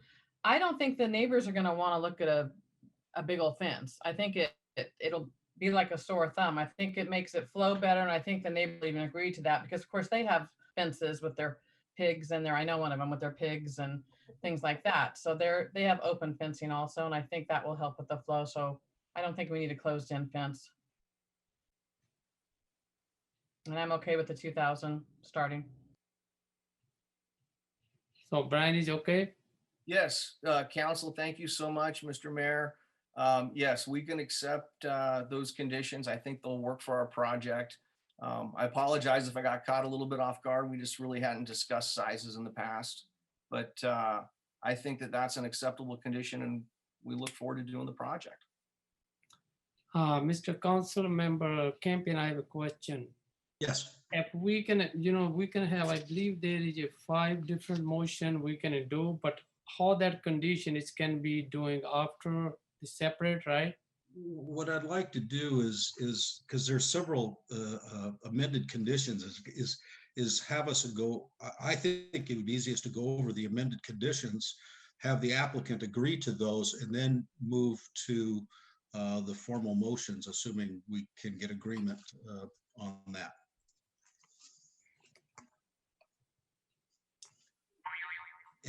And I would be willing to do that. Yeah. Yeah, I would, with regard to the home sizes, again, I would say minimum of 2,000 at 20%, 2,400 square feet at 20%, 2,800 at 20%, 3,200 at 20%, 3,500 at 20%.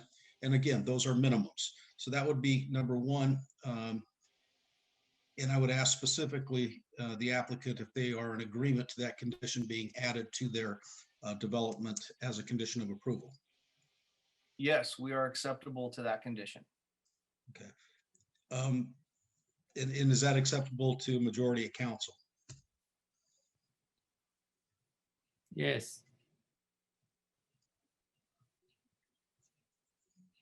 Yes.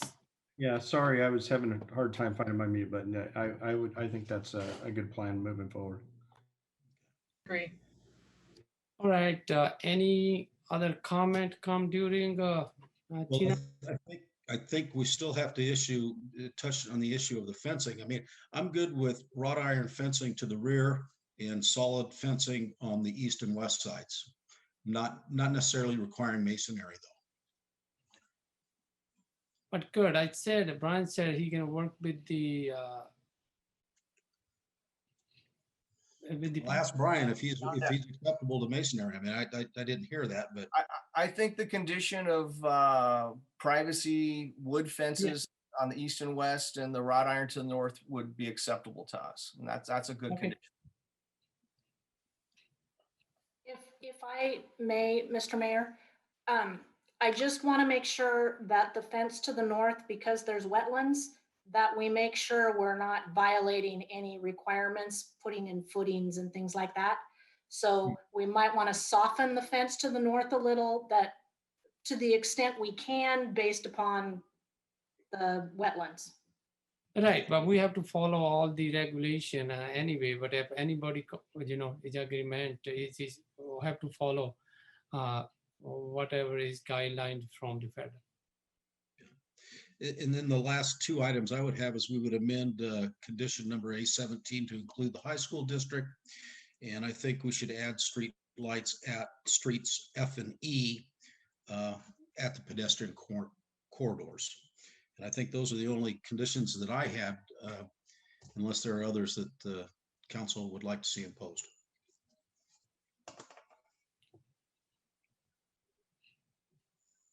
Any other council member, any other comment? Mr. Mayor, before you guys do a roll call vote, we do have another raised hand. Yeah, that- No public comment is closed. However, if you would, I believe he had a email that was sent in through PubCom that was read by email by the clerk earlier, but the hand has been raised. Okay, go ahead. Excuse me, Mayor, you would need to reopen the public hearing if you're gonna do that and then close again. So that's the one catch because you have closed the public hearing. Now I would like to open the public hearing again. Go ahead, Rose. Okay. Ron, they have reopened the public hearing for you to speak. You have 5 minutes. Go ahead.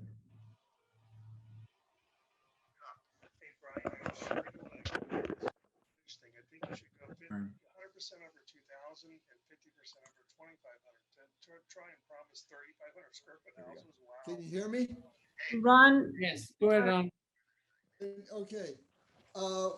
First, I'd like to thank the council, for all these considerations.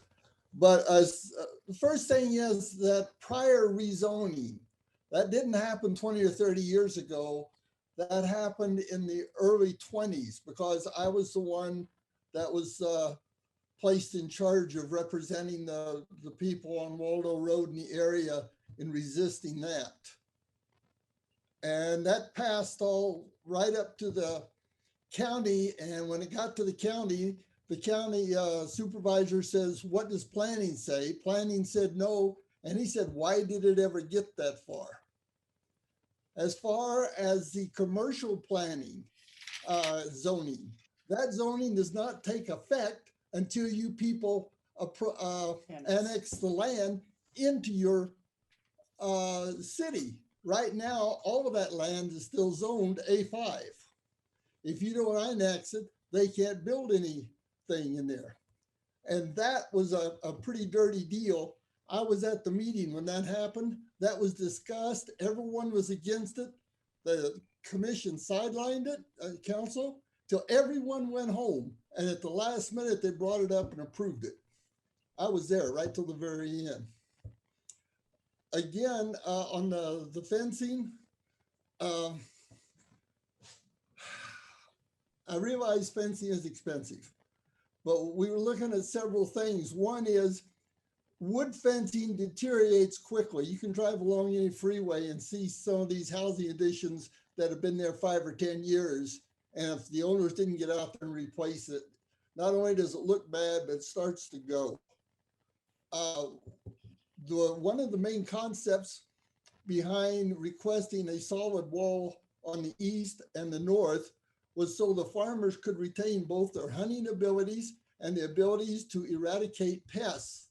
We have coyotes, we have skunks, we have other things here that are after our pets and after, I don't have any chickens, but the other people have stuff.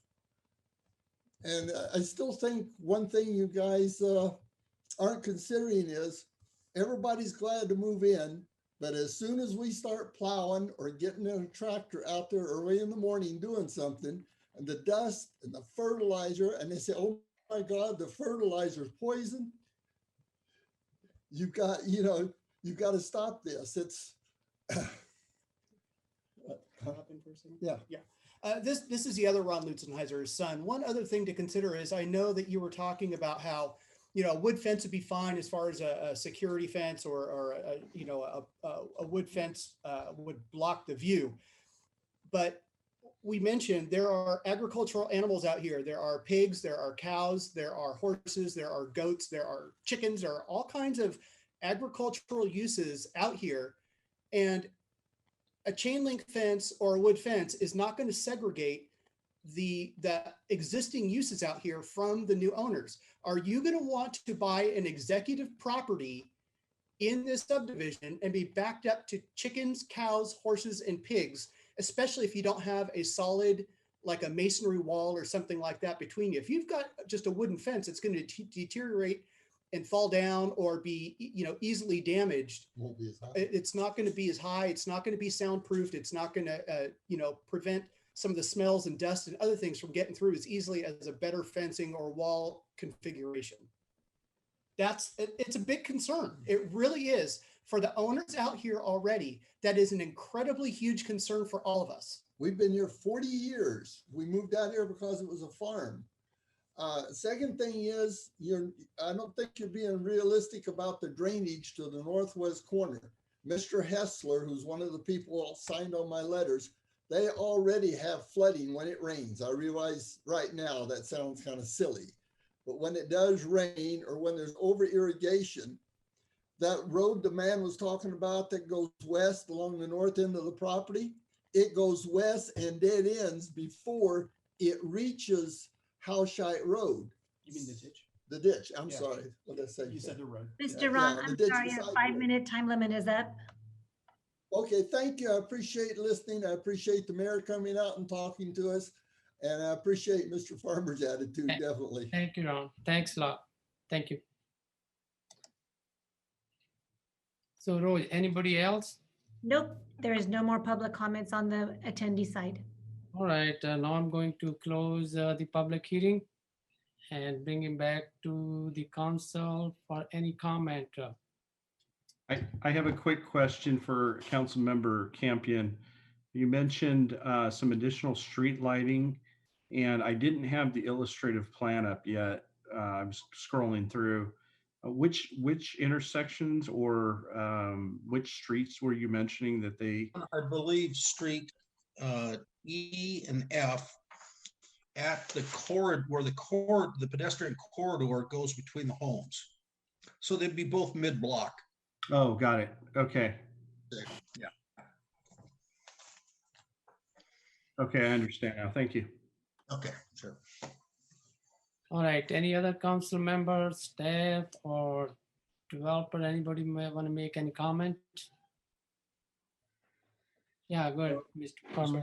So was there some decision about the specific fencing concerns, or is this something that we're just gonna, if you guys approve it tonight, you're gonna leave that up to when the design comes back? Or I mean, because I'm not really sure.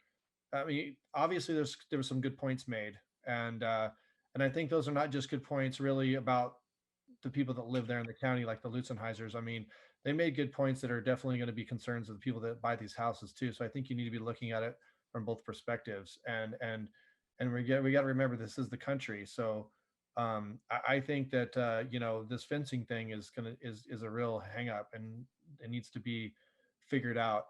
Not before, I don't know. Just want to bring it up again. If I could just comment, when Ron was speaking, I something passed through my mind about whatever kind of fencing is put up there is going to be regulated by a homeowners association, which in many respects has a lot more teeth into what they do than municipal code. Again, opinion of one. So, in terms of effectiveness of or the fencing and the upkeep, I think that they will have some teeth into their restrictions within the community that will ensure maintenance of those facilities. That's just as he was speaking, that's kind of what popped into my mind. But I do want to just add one thing real quick before I move on. I want to thank all the community that spoke tonight, the different perspectives, and certainly all of the email and text messaging and stuff that's been going on the last few days over this. And I certainly appreciate everyone's different perspectives and thank you for taking the time to, many of you staying up later. I guess it's not real late, but seems like it is. Just, and hanging in there with us and providing that input. So that's all I have. Thank you. Mr. Brian, just you heard their concern, and this is just my suggestion. When you guys doing the project, it's much easier to do the project is smooth way if you keep the surrounding happy. So I'm talking about is good faith, work with them, how the way you satisfied them, and I believe it can work. Thank you, Mr. Mayor. I appreciate that. And we will continue to outreach and work with the community. Thank you. If nobody have no question, then I will now entertain a motion to adopt the resolution approving the initial study mitigated negative declaration and the mitigation monitoring and reporting program for the summer field at Twin City project. Anybody on? I'll move that. Second. Is moved by Council Member Campion, second by Council Member Lamson. Tina, may I have a roll call vote, please? Vice Mayor Lozano, Aye. Councilmember Farmer, No. Councilmember Campion, Aye. Councilmember Lamson, Aye. Mayor Sandu. Aye. Motion passes with 4-1.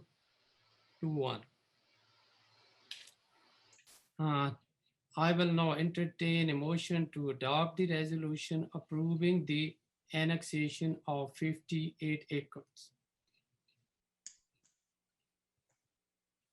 So moved. Second. Motion moved by Council Member Lamson, second by Council Member Campion. Tina, may I have a roll call vote, please? Vice Mayor Lozano, Aye. Councilmember Farmer, No. Councilmember Campion, Aye.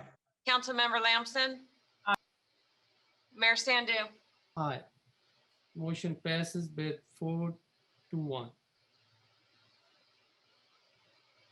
Now I will entertain a motion to adopt the resolution approving the amendment to the city general plan. There are motion out there. Aye. So moved. A motion moved by Council Member Campion, Second. second by Vice Mayor Lozano. Tina, may I have a roll call vote, please? Vice Mayor Lozano, Aye. Councilmember Farmer, No. Councilmember Campion, Aye. Councilmember Lamson, Aye. Mayor Sandu. Aye. Motion passes by 4-1. I will now entertain a motion to introduce by title only and waive further reading of the ordinance approving the proposed pre-zoning of 58 acres Summerfield at Twin City Road project to R1C PDOS and PQP. So moved. Motion Second. moved by Vice Mayor Lozano, second by Council Member Campion. Tina, may I have a roll call vote, please? Vice Mayor Lozano, Aye. Councilmember Farmer, No. Councilmember Campion, Yes. Councilmember Lamson, Aye. Mayor Sandu. Aye. Motion passes with 4-1. I will now entertain a motion to adopt the resolution approving the large lot vesting tentative map and small lot tentative subdivision map for Summerfield at Twin City Road project. May I have a motion? I would move that with the conditions that we spoke of earlier, and do we need to, Kimberly, do you want us to reiterate those? I think we just need to highlight such as the 2,400 square foot minimum. And the fencing conditions that I think it was to return for further review, design review. Okay, on the fencing, that's fine. And then add a condition or modify condition A17 regarding the high school, adding the high school, the street lights at the pedestrian quarter of streets F and E, and the minimum square footage of the homes to be 2,000 square feet for 20% and 20% for the following: 2,400, 2,800, 3,200, and 3,500. Those would all be minimums. And I would like to have the applicant, you agree to these specific conditions to be imposed upon the map? Yes, we agree that we'll accept those conditions. Okay. Do we need a second? I'll second. And that would be for both, those conditions would be on both maps. Correct. Well, motion moved by Council Member Campion and second by Council Member Lamson. Tina, may I have a roll call vote, please? Vice Mayor Lozano, Aye. Councilmember Farmer, No. Councilmember Campion, Aye. Councilmember Lamson, Aye. Mayor Sandu. Aye. Motion passes by 4-1. Thank you. Next agenda item H, regular calendar. Subject coronavirus COVID-19 update. Mr. Hines. You guys are quiet for a while. Yes. Listening intently. Listening intently. Thank you. All right. Well, I have some somber news. As I mentioned, the somber news continues, or should I say. Just wanted to give you the update on the COVID numbers. I'll start with the city of Galt, and we're going to measure these numbers from the last council meeting, which was September 1st. And on September 1st, we were, as a city, we had 551 cases. As of today, that caseload has gone up 35. And so we sit at 586 cases here within the city of Galt. On September 1st, when we had our council meeting, last council meeting, we had a total of 6 deaths as a result of this pandemic. I'm troubled to say that we've increased that death number by 1. And so we now sit at 7 deaths here in the city of Galt. Countywide, on September 1st, Sacramento County was at 18,052 cases. That caseload has gone up 2,383 cases. And so Sacramento County sits at 20,435 right now.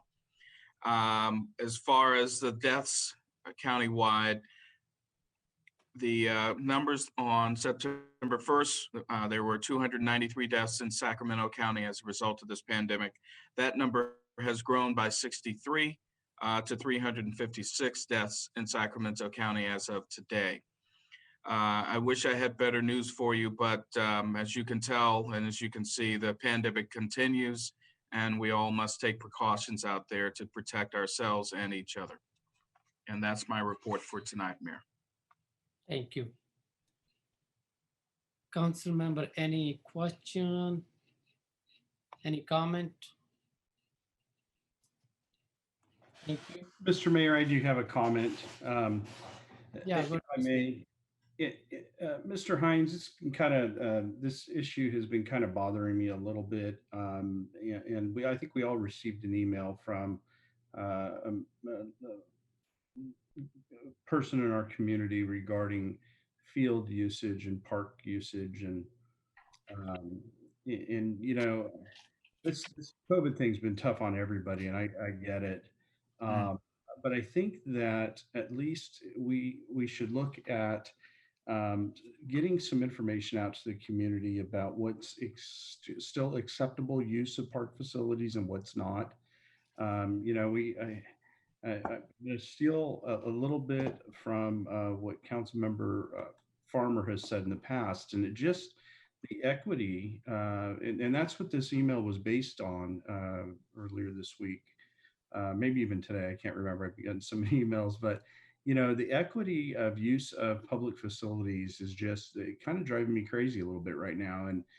And I will have to say this: it's You know, we want people to be out doing what they can do to stay healthy during this time. Now, I get it that we've had some bad air quality days and such, but outside of that, why would we as a state or a county health office or a governing body of sorts, you know, say, you know, one group is okay to exercise, but leisurely family exercise out in the community or at a specific facility is not okay. And that's, it just, it bothers me in that, you know, it's almost like, as I understood Mr. Solis's explanation earlier during public comment was, you know, if you're part of this pay to play group of sorts, whether it's a private organization or a nonprofit organization or somebody through our park and rec department, you can have the ability to play or be a part of this group that participates out on the field. But if you're not, then you can't, and it just doesn't seem quite right. Maybe I'm missing something here. So, um, can somebody explain to me? And I'm sure there's a great explanation, but it just is not sitting right with me and my conscience. And you know, I read every single email that citizens email me, and I do my best to respond to every single one of them. And this one just was one that kind of stuck out to me. Okay, I'm going to let Armando respond to that. Councilman Lozano, I'll answer that question the same way I answer it to all the citizens that contact me is I can't explain their decision making that they're making at the state and county level. I have a meeting once a week with the Parks and Rec directors of Sacramento County, held by the Sacramento County Parks Director, and she's our liaison between us and the health department. We continually ask why we can't, and we get the answers. These are the health orders. Last week, we even asked, why can't we open the playgrounds? They said, you just can't right now. It's not safe to open it. We're going, well, these kids are playing on the baseball fields. They're playing on the soccer fields. They're playing tennis. Why can't we open up the playgrounds? And we get that, no, you can't do that. I mean, I know Councilman Lamson was talking about a drive-in movie. They put so many restrictions on that drive-in movie that we appealed it, and basically they said, no, you have to sit in your car with your mask on and you cannot get out of it. And even though you'll be 10 feet away from the next group. I can't explain what's behind their decisions, and I wish I had a great explanation for you and these citizens. But I don't. I'm sorry.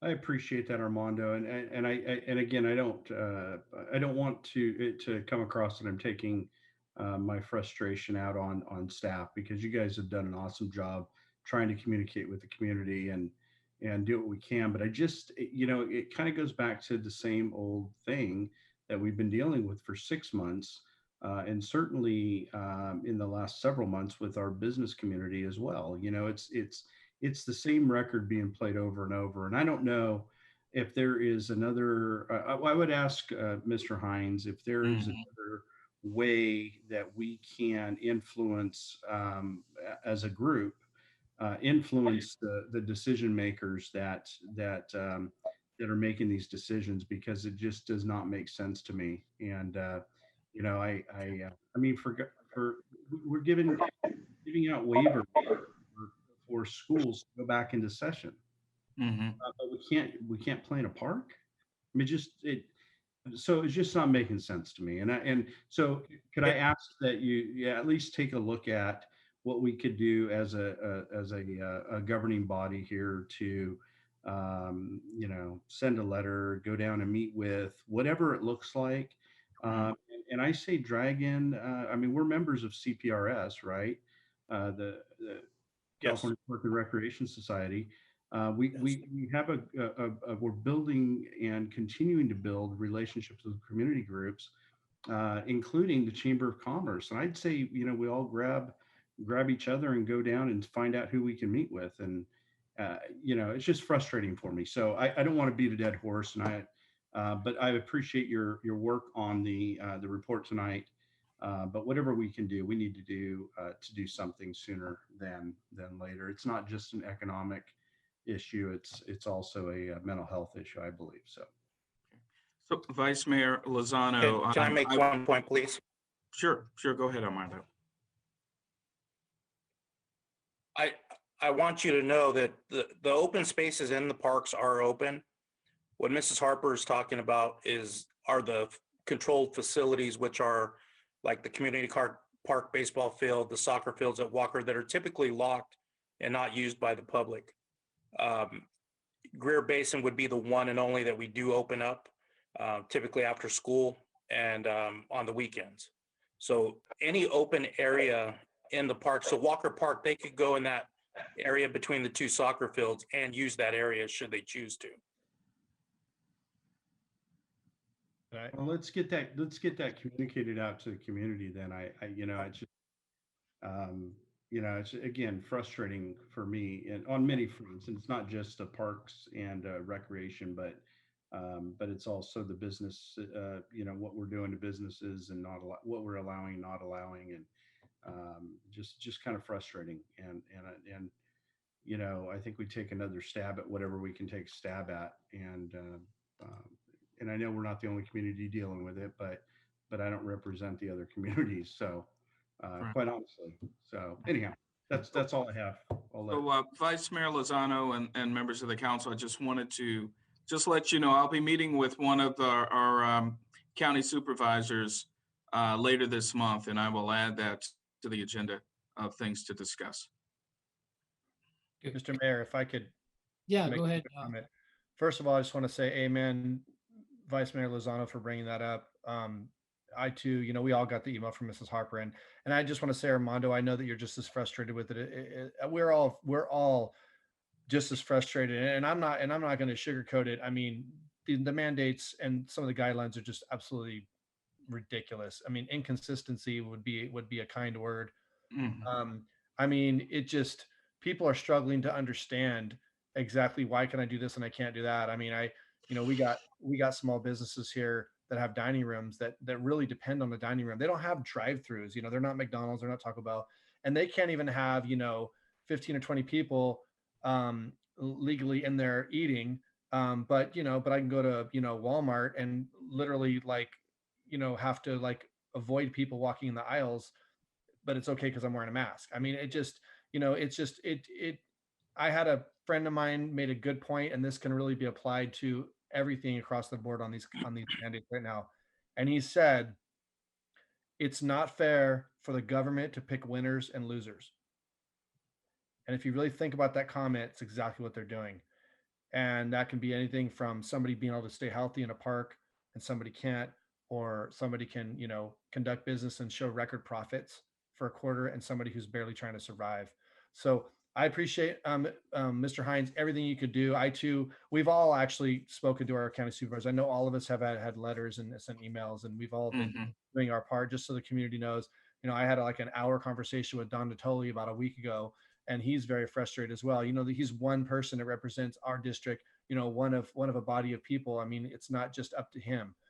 He cares deeply about Galt. He's just as frustrated with the mandates and the irregular restrictions as we are. I spoke to Sue Frost as well. She's not even our district, but she's super frustrated with the whole thing. So if anything we can do, Lorenzo, for you to advocate on our behalf, we appreciate. We know it's a huge mountain to try to climb, and all this is coming from way above us. But anything you can do to fight for us, to fight for our community, is much appreciated by all of us and everybody in this community. Thank you, Lorenzo.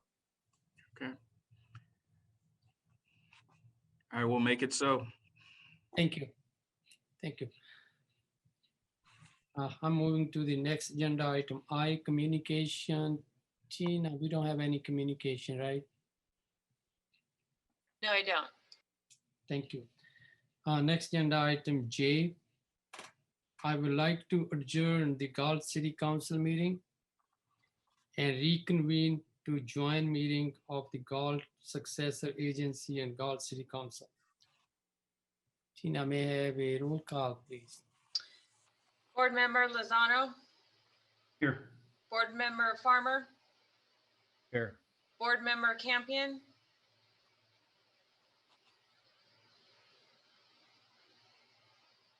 Campion, are you there? Might have taken a quick break. Tina, Board, Here, Lamson. Board Member Sandu. here. Public comment. Nothing on this item. Rose, there is anybody on the, I have nothing on this item as well. thank you. The next agenda item is information consent agenda. Subject minute of meeting, the June 2nd, 2020 meeting. Accept the minute as submitted.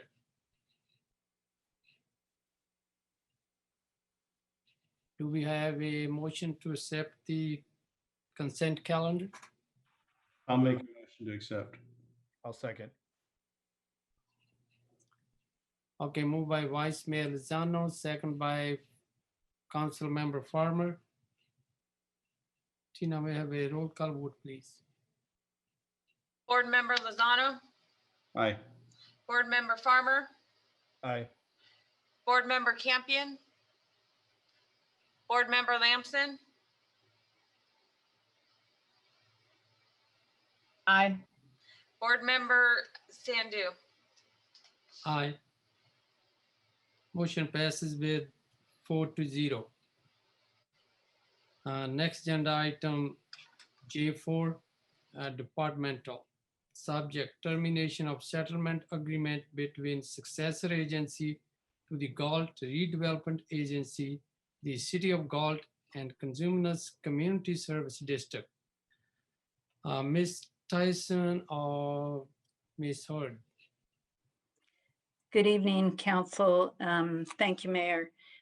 This item before you is the termination of a settlement agreement.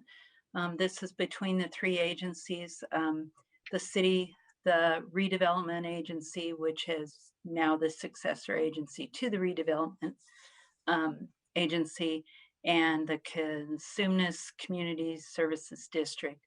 The agreement was developed in 2008.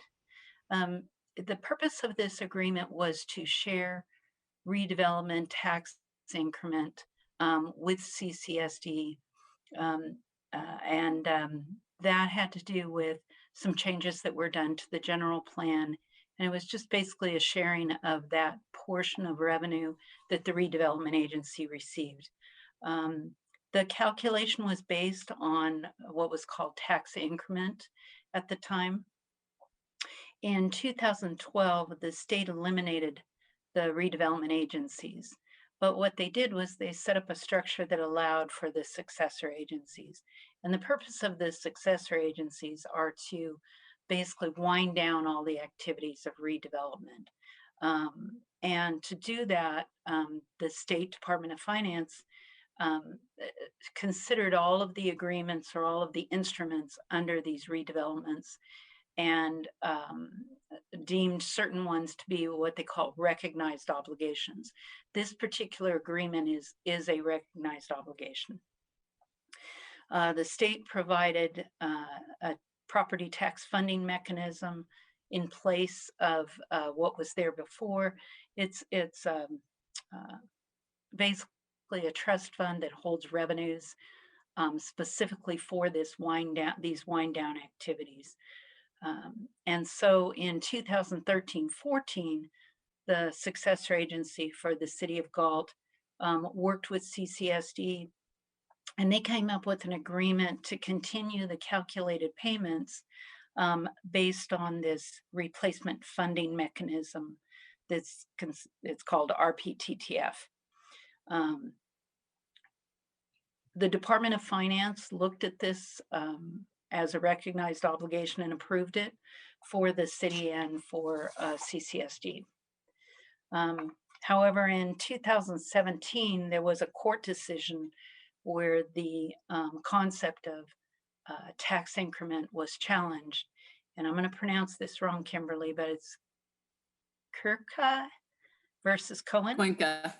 Thank you. Cuenca. Thank you. And what that court decision said was in the dissolution law for redevelopment agencies, it basically eliminated tax increments. So the funding mechanism structurally changed. And because of that, any agreement that uses tax increment as its basis for the calculation, tax increment 0, the calculated result is 0. So last year, CCSD, Sacramento Auditor Controller's Office, and the city began discussions, and we had numerous discussions about the agreement and how the calculation was made. And basically collectively, we recognize that the court decision results affect this agreement, and the payment then results in 0. So based on the new information, CCSD has recommended termination of the agreement, and the city concurs. For the CCSD, the way the calculation is done now to distribute property taxes, they believe that they would receive a proportionate amount directly from the county instead of from the successor agency for the city of Galt. So they believe that their net result would be evened out, if not better, because some of these recognized obligations, as you subtract them from the base, they then distribute out full allocation. For the successor agency for the city of Galt, this would have no fiscal impact because we receive revenue for this agreement and we spend it back out to CCSD. So the net result is really nothing. It's really a 0. It would eliminate some administrative staff time on both the CCSD and the city's successor agency. The only other thing on fiscal impact that I wanted to mention is that this elimination of this agreement, like it might improve CCSD's what they call residual payment, it might improve that payment to the city also. And that payment comes directly to the general fund. So there is a possibility of an improved revenue source from the elimination of this agreement. It just depends on how the county calculates that residual. So from that, I know that's a lot of information. I'm available to answer any questions on this, but we are requesting that the council terminate the settlement agreement and between the successor agency and CCSD and the city. Does anybody have any questions? Thank you. Thank you. Council member, anybody have any comment, question?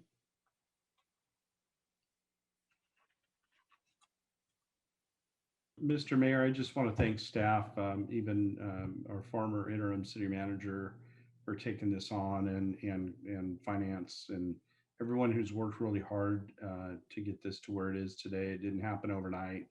A lot of hard work went into it. And I think this is the best thing for both the city, the Cosumnes Community Service District, and the successor agency. I think it's a good move. Thank you. Any public comment, Tina? No public comment. Rose, anybody on? No public comment on the attendee side. Thank you. If the council member, any of have no comment, no question, then I think I would like to thank you for the staff to working hard, on this agenda item. I will now entertain a motion to approve the termination of 2008 settlement agreement with the Consumer Community Service District on behalf of both the City of Galt and successor agency to the former Galt Redevelopment Agency. So moved. Motion. Moved by Vice Mayor Lozano. Do we have a second? Second. Second by Council Member Campion. Tina, may I have a roll call vote, please? Board Member Lozano, Aye. Board Member Farmer, Aye. Board Member Campion, Aye. Board Member Lamson, Aye. Board Member Sandu. Aye, motion passes 5-0. Thank you. Thank you. Next agenda item K.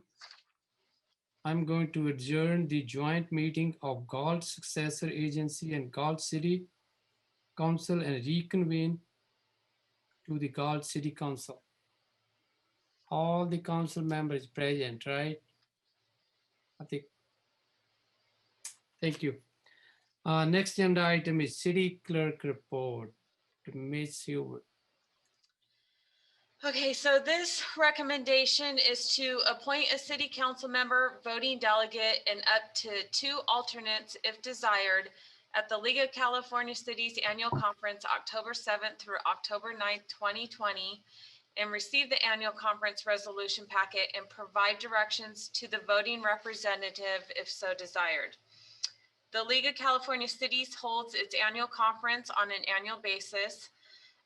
Due to the COVID-19, this year's conference will be held virtually, as mentioned, October 7th through the 9th. The annual business meeting will be held on Friday, October 9th at 11 a.m. At this meeting, the league membership considers and takes action on resolutions that establish league policy. This year's resolution amends Section 230 of the Communications Decency Act of 1996 to require social media companies to remove materials which promote criminal activities.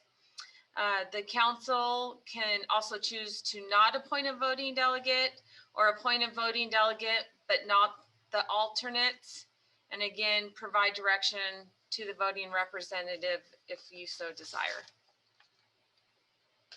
Tina, can I just say, I went last year with Lori, and Lori was the delegate. It's a very valuable event. And now that it's virtual, you guys don't even have to book hotel rooms. I really recommend, I'm a lame duck, but I recommend that some of you staying on the council would attend this. You learn a lot, and it's great to work with other cities. And then anybody that wants to go can be the delegate, I would think. All right, thank you. Council Member Farmer. I'm just checking the schedule. So you said it's the 7th through the 9th, but the actual meeting that we need to attend would be on the 9th at 11. I'm just trying to clarify when you say what would be the commitment on this. So the schedule is the 7th through 9th, our normal meetings to attend, but the actual voting on the resolution is Friday, October 9th at 11 a.m. So all the meetings, the voting delegate, I mean, I get that. I understand you'd want a voting delegate or whoever the representative is going to be to attend some of these meetings, but I mean, do you have any idea how long they are in each day? I mean, it's different when you're up there in your hotel. I get it, League of Cities. But if you're doing virtually, I'm just trying to understand the commitment time-wise of these meetings and when we'd have to be logged in to attend. So Sean, I pulled it up on the website, and they start with general session at 9 o'clock, 8:30. They go till, some of them go till 7 o'clock on Wednesday, 6 o'clock on Thursday, and noon on Friday. Okay. I mean, I could probably make the Friday meeting. I don't know. I have some work projects those days. It's kind of, the schedule's not confirmed, but it's kind of up in the air. I don't know if I could commit to being involved in something all 3 days. But I mean, I could definitely commit to doing the for sure meeting on the 9th and catch whatever ones I could on Wednesday, Thursday. I don't know how the council feels about that. I just feel bad I couldn't commit more than that. Does anybody want to go the whole time? I would. Before, if all we have a scheduled program, I will be the last one. So, Vice Mayor Lozano, what? Yeah, SACOG is taking up a lot of time right now, and I mean and I think that week where we are meeting, so I don't think I would be able to attend any of those 3 days, quite honestly. But I would love to if I didn't have this other commitment. All right, Council Member Campion. Like Paige, I think it'd be beneficial to the extent that one of the newer council members can attend. I've been to a number of these meetings and I agree with her. It's very informative, and I do have some conflicts as well, though. So Paige, for you to confirm again, so I understand there's different sessions, on different topics, right? So give me this. So on the 7th, it's from what to what? Today's the 7th, Wednesday. Yeah. So actually the general session on Wednesday doesn't start until 11. And then they break out into Sacramento Valley division meetings, things like that. Building virtual emergency operations. So that goes till 7 that night. So you could probably even skip the general session. Thursday, general session is from 9 to 11. And then the different breakouts start at 10:45 to 11:30. And that goes until, well, there's an awards reception. So that goes till 5 o'clock on Thursday night. And then Friday, it just starts at 8:30 and it goes till 12. The General Assembly, the meeting's at noon, I think. Well, like I said, I mean, that's a pretty broad, I mean, I understand that some of them are going to be, done virtually. You're pretty much just going to be logged on, listening most of the time and not really interacting. I don't think a whole lot on some of those. It's more like a class or a session or unless you had questions. But like I said, I would be willing to do it but I can't promise how much I could get in. I could try to catch, maybe a good portion one day and maybe one the next. But I mean, I definitely would commit to, of course, the voting meeting. That is, I guess, at 11 on Friday. So, I mean, I just, if the council's okay with, us making whatever I could, then like I said, I would take on the responsibility. But otherwise, that's all I can offer. There's a really good meeting with the Sacramento division, which might be great to meet with them. Anyway, Paul, are you free? There is some mayor meetings too. I was, Mr. Farmer, I believe if, we can make you and me alternate, and then I'll be available all 3 days. If you want to join anything, I think we can alternate, right? So Mr. Mayor, are you suggesting that maybe you and I get together and decide which ones you want to participate in, which ones I can, and we do it like that, and then one of us is the primary that would be at the voting meeting? Is that what you're suggesting? Yeah, I'm telling you, what happened is somebody have to have the delegation. If you are busy, I can take over, I believe in. If I'm busy, that's why we can choose one of the alternate. Okay, I'm okay with that. I'm open for the schedule. I don't have problem 3 days, but if you want it, I don't have problem either. So it's up to you. I mean, if you want to do the whole thing, I mean, you're the mayor. If you want to do it, I would understand that I would relinquish that, right to you as for your position. But I'm just trying to be helpful. But I can't commit to. It would be intermittent. Let's go. If everybody agree, you will be the delegate, then I will be alternate. If something you have an emergency, then I take.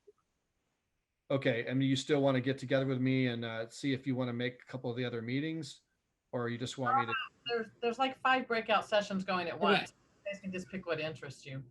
Right. Okay. Yeah. So I'll look over the schedule. Tina, if you could, send me that schedule and stuff and whatever links I need to log in and criteria, login information, or whatever, and then I'll review it and figure out what I can make and then do that. So. Okay, so you guys will work out your schedule, but the first voting delegate is Councilmember Farmer, and then this alternate is Mayor Sandu? Yes. Okay. So, and then we would need a motion. So moved. Motion by Vice Mayor Lozano. Yeah, sure. Anybody second? Second by Council Member Farmer. Tina, may I have a vote, please? Didn't Councilmember Farmer do the first? It's fine. Lozano motion made. Okay, Vice Mayor Lozano, Aye. Councilmember Farmer, Aye. Councilmember Campion, Aye. Councilmember Lamson, Aye. Mayor Sandu. Aye. Motion passes by 5-0. Then we have to motion on the alternate, or we already done both, right? Yes, both we're finished. Thank you. So next agenda item is comment by staff. Now I would like to ask Mr. Hines take care of this part. Very good. Thank you, Mr. Mayor. I just, before I pass it on to the individual staff, I wanted to just let you know that I was inducted, or let you and the rest of the council know that I was inducted to the Board of Directors for the Greater Sacramento Economic Council this past week. So hopefully that'll give us as a city the insight as to the economic trends going on in the region. So I'm looking forward to serving on the Board of Directors. I've also met with the couple of council advisory committees, the Measure R committee and the Youth Commission. And so I'll be following up with those commissions to ask some very specific questions about their feelings about Galt's past and our future. I'd like to publicly thank Bonnie Rodriguez, the managing editor of the Galt Herald, and Janice Barzetti, the owner of Barzetti Vineyards, for spending time with me over the last couple of weeks, giving me a little history lesson on Galt and helping indoctrinate the new guy into understanding Galt's history and culture. And so I really appreciate that. And I thank those two ladies for helping me out here. And I look forward to meeting with them again. I also met with the Galt Police Officers Association, the leadership of the Police Officers Association, and that was a very good meeting and a very productive meeting as well. So I think I'm off to a good start in meeting folks, and I appreciate the council recommending the folks that I should get out and meet, and I really appreciate that. And so I'm going to now pass it on to the staff, and let's start with Chief Sockman. Thank you, Lorenzo, Mayor and City Council members. A couple things I want to just give you an update on. So recently we've had some fires that were in Northern California, and I'm proud to say that our officers responded to a number of those and performed admirably in those situations. Without hesitation, they're volunteering to go out and support the firefighters, help with the evacuations and the prevent looting in those areas. So I'm very, very proud of them for that. And secondarily, our officers responded to both Sacramento and to Lodi for their protests, some potentially riotous situations down in San Joaquin County. And so they were a great help for that. And again, without hesitation, they volunteered and provided that service to them. So I just wanted to thank our staff for that. It's an honor to work with them, and they've performed admirably under these circumstances. So that's it from the police department. Very good. Let's go with Stephanie. Is she? Yes, I'm online. Sorry, Okay. I've had some IT issues this evening. Understood. Yeah. No updates for me tonight. Thank you. Very good. Armando. Yes, sir. We have, we're extending our hours of testing for COVID at the Cibola Center starting this Thursday. We're opening up half of our registrations to our county and school teachers, county workers and school teachers. So that starts this Thursday. We're open from 8 a.m. to 4 p.m. and you can make your appointments online. That's it. Very good. Very good. Claire Tyson, our finance director. I want to thank council for their vote on the dissolution of the agreement. I also want to thank Kimberly for your attorney for all the hard work she did on this effort. And that's all I have for tonight. Very good. Let's go to our Economic Development Manager, Amy Mendez. Good evening. Can everybody hear me okay? Yes. I've been having all kinds of issues. I've been kicked off of Zoom. My speaker wasn't working, and so I've hopefully can get through this okay. Just wanted to update everybody on the Eat, Drink, Support Local campaign that we've been working on. I've met with the chamber recently, and we've been kind of talking through the campaign and how this is going to work kind of moving into the future. So we'll be launching this campaign probably within the next week or so. We've started with the logo that was developed, and so that's on the front page of the city website right now. We also have it as a banner on the Facebook page.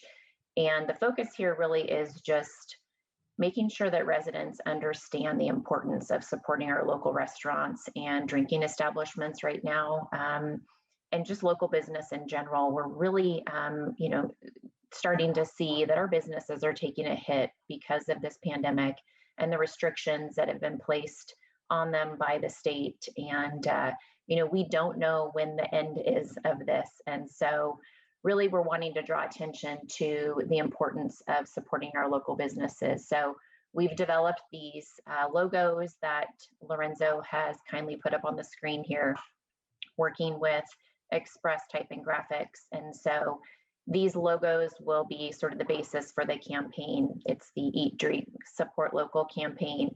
And the tagline is, it takes a community.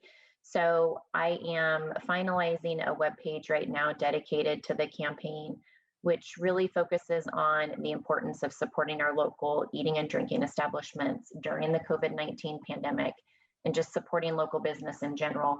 The webpage will include links to each of the eating and drinking establishments in Galt, whether it be their Yelp page, Facebook webpage, whatever we can do to connect folks to menus, phone numbers, websites, just to make sure that they're aware of what we have available in the community for takeout, for delivery, who has outdoor dining. We'll have links to respective DoorDash, Uber Eats, and Grubhub takeout locations so that they can easily access for takeout or delivery. The webpage is also going to highlight the establishments that are offering free delivery. So there's a couple of restaurants and drinking establishments in Galt that are offering free delivery with a minimum purchase. And so we want to try and highlight some of those businesses. I'll be drafting a press release that we'll send out. And we're going to start highlighting some of these individual eating and drinking establishments on our Facebook page each week, just to bring attention to what they offer, who they are, putting a face really to a name of the restaurant or drinking establishment, trying to create a connection with the community. The campaign is featured on the front page of our city newsletter that's going to be going out at the end of September. We've ordered stickers of the round logo that'll be distributed with all of the to-go orders and passed out at our eating and drinking establishments locally. We've engaged with the restaurants and drinking establishments within the community in the Old Town area to kind of brainstorm other things that we could do. We have window decals that we're going to be, we've ordered already. That's the rectangular logo that's there. We'll be having those distributed to the restaurants so that they can place those in their windows. We've had a suggestion from one of the local restaurants to have a banner placed similar to what was done for the sesquicentennial. So we're looking into pricing of a banner highlighting the campaign.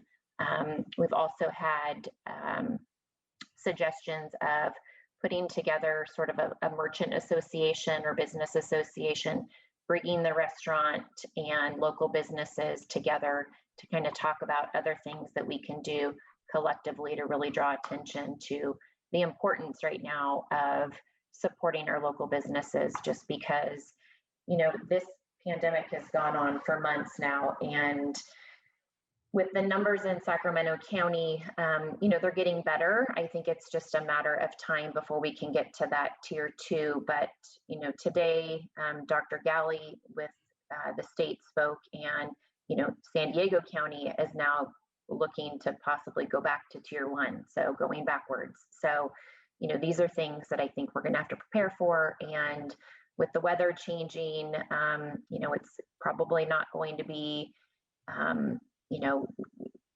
springtime weather anytime soon. So I think that the colder it gets, the more we're going to have to focus on this. So this has sort of been where our attention has been, and some of the things that we're going to be pushing with the campaign and working with the chamber, kind of getting the word out. So just wanted to update everybody on that. And then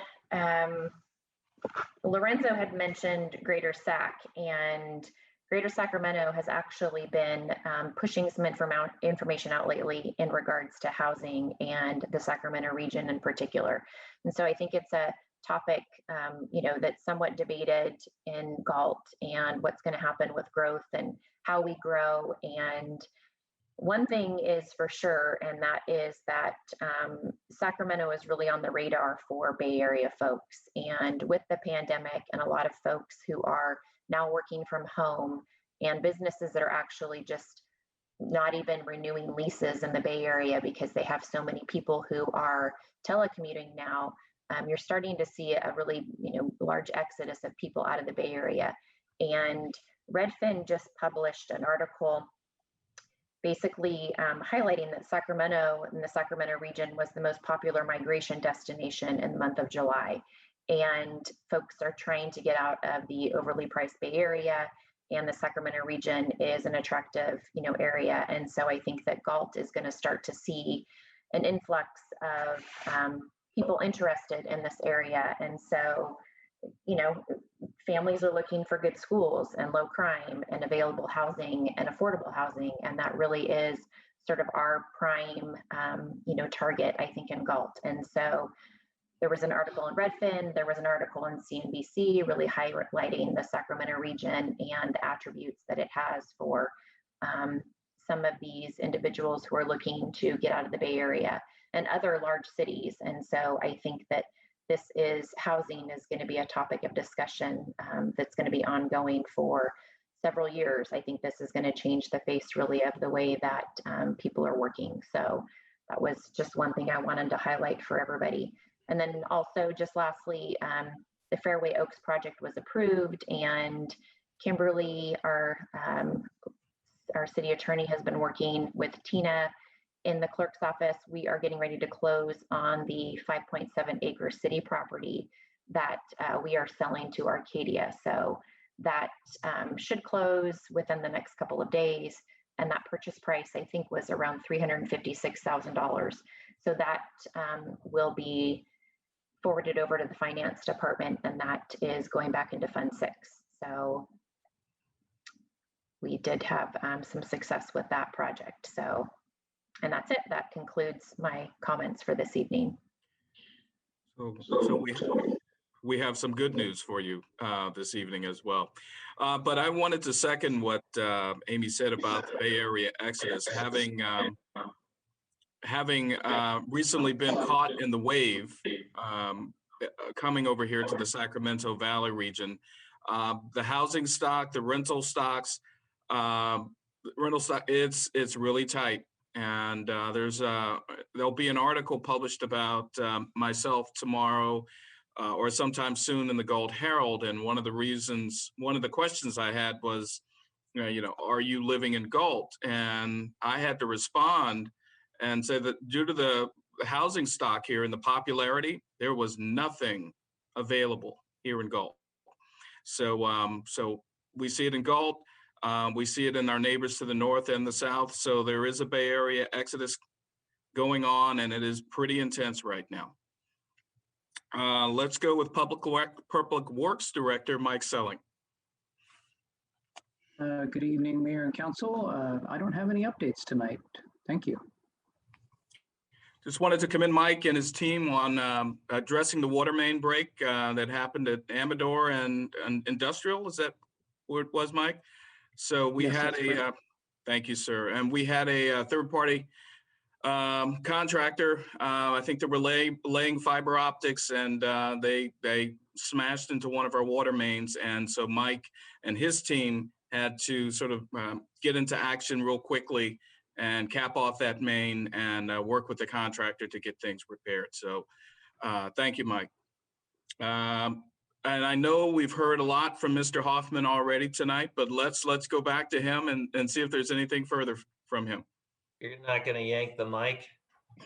I'd like to thank the council for the last 2 months. You've been dealing with some large, long-range, complicated planning projects, and thank you for your time and patience.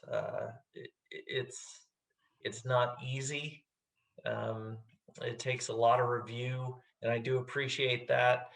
And I just offer that we are trying to provide you the information you need to make a decision, whatever that decision is. And, you know, if there's ever a time in which you say we can do something differently, please let us know. But, you know, we're your staff and we want to make sure that you're comfortable in the decisions you make. So thank you so much.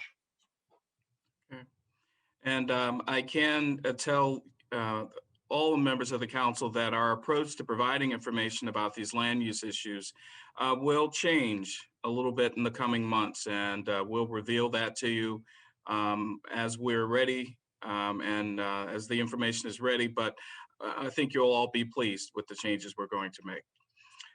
Let's go with City Attorney Hood. Thank you. I don't have any further updates actually this evening. Very good. City Clerk Hubert, any, I know you didn't have anything earlier, anything else? Nothing further, thank you. Okay. Rose, how about you? I have nothing for tonight. Thank you. Okay. Mr. Mayor, that concludes the staff comments. Thank you, Mr. Hines. Next agenda item, comment by City Council. Vice Mayor Lozano. Yes, I'll be brief, although I do have a few items. First of all, I want to thank Kimberly Hood. I forgot to mention her earlier when we were talking about the termination of the settlement agreement related to the successor agency in RDA. I know she spent a lot of time on the telephone with me, kind of walking me through that whole complex process. And so, Kimberly, thank you for your work on that and your diligence in working with the other agency. So appreciate that. You know, when Miss Mendez was speaking about, you know, folks leaving the Bay Area and coming up north, you know, part of my life was spent in a community that was the receiver of many people coming to the community in a big boom in housing. And one of the things that wasn't done correctly was a balance of housing with, you know, commercial development, whether it be construction and or business development. And so I would say, at least opinion of 1 of 5, I would say that the most we could do, or the best that we can attract those businesses, those even home-based businesses that are going to bring revenue into the city. I say we do that. We have a industrial area that we could still develop, you know, to a greater extent. And so I would just encourage both economic development and whoever else is pitching in on that to really try to entice those businesses here to see what we can do to balance this out a little bit.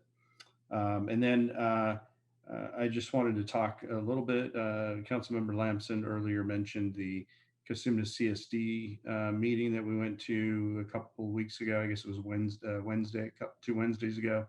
And it was really cool. They did a tribute to the firefighters and for Firefighter Appreciation Month.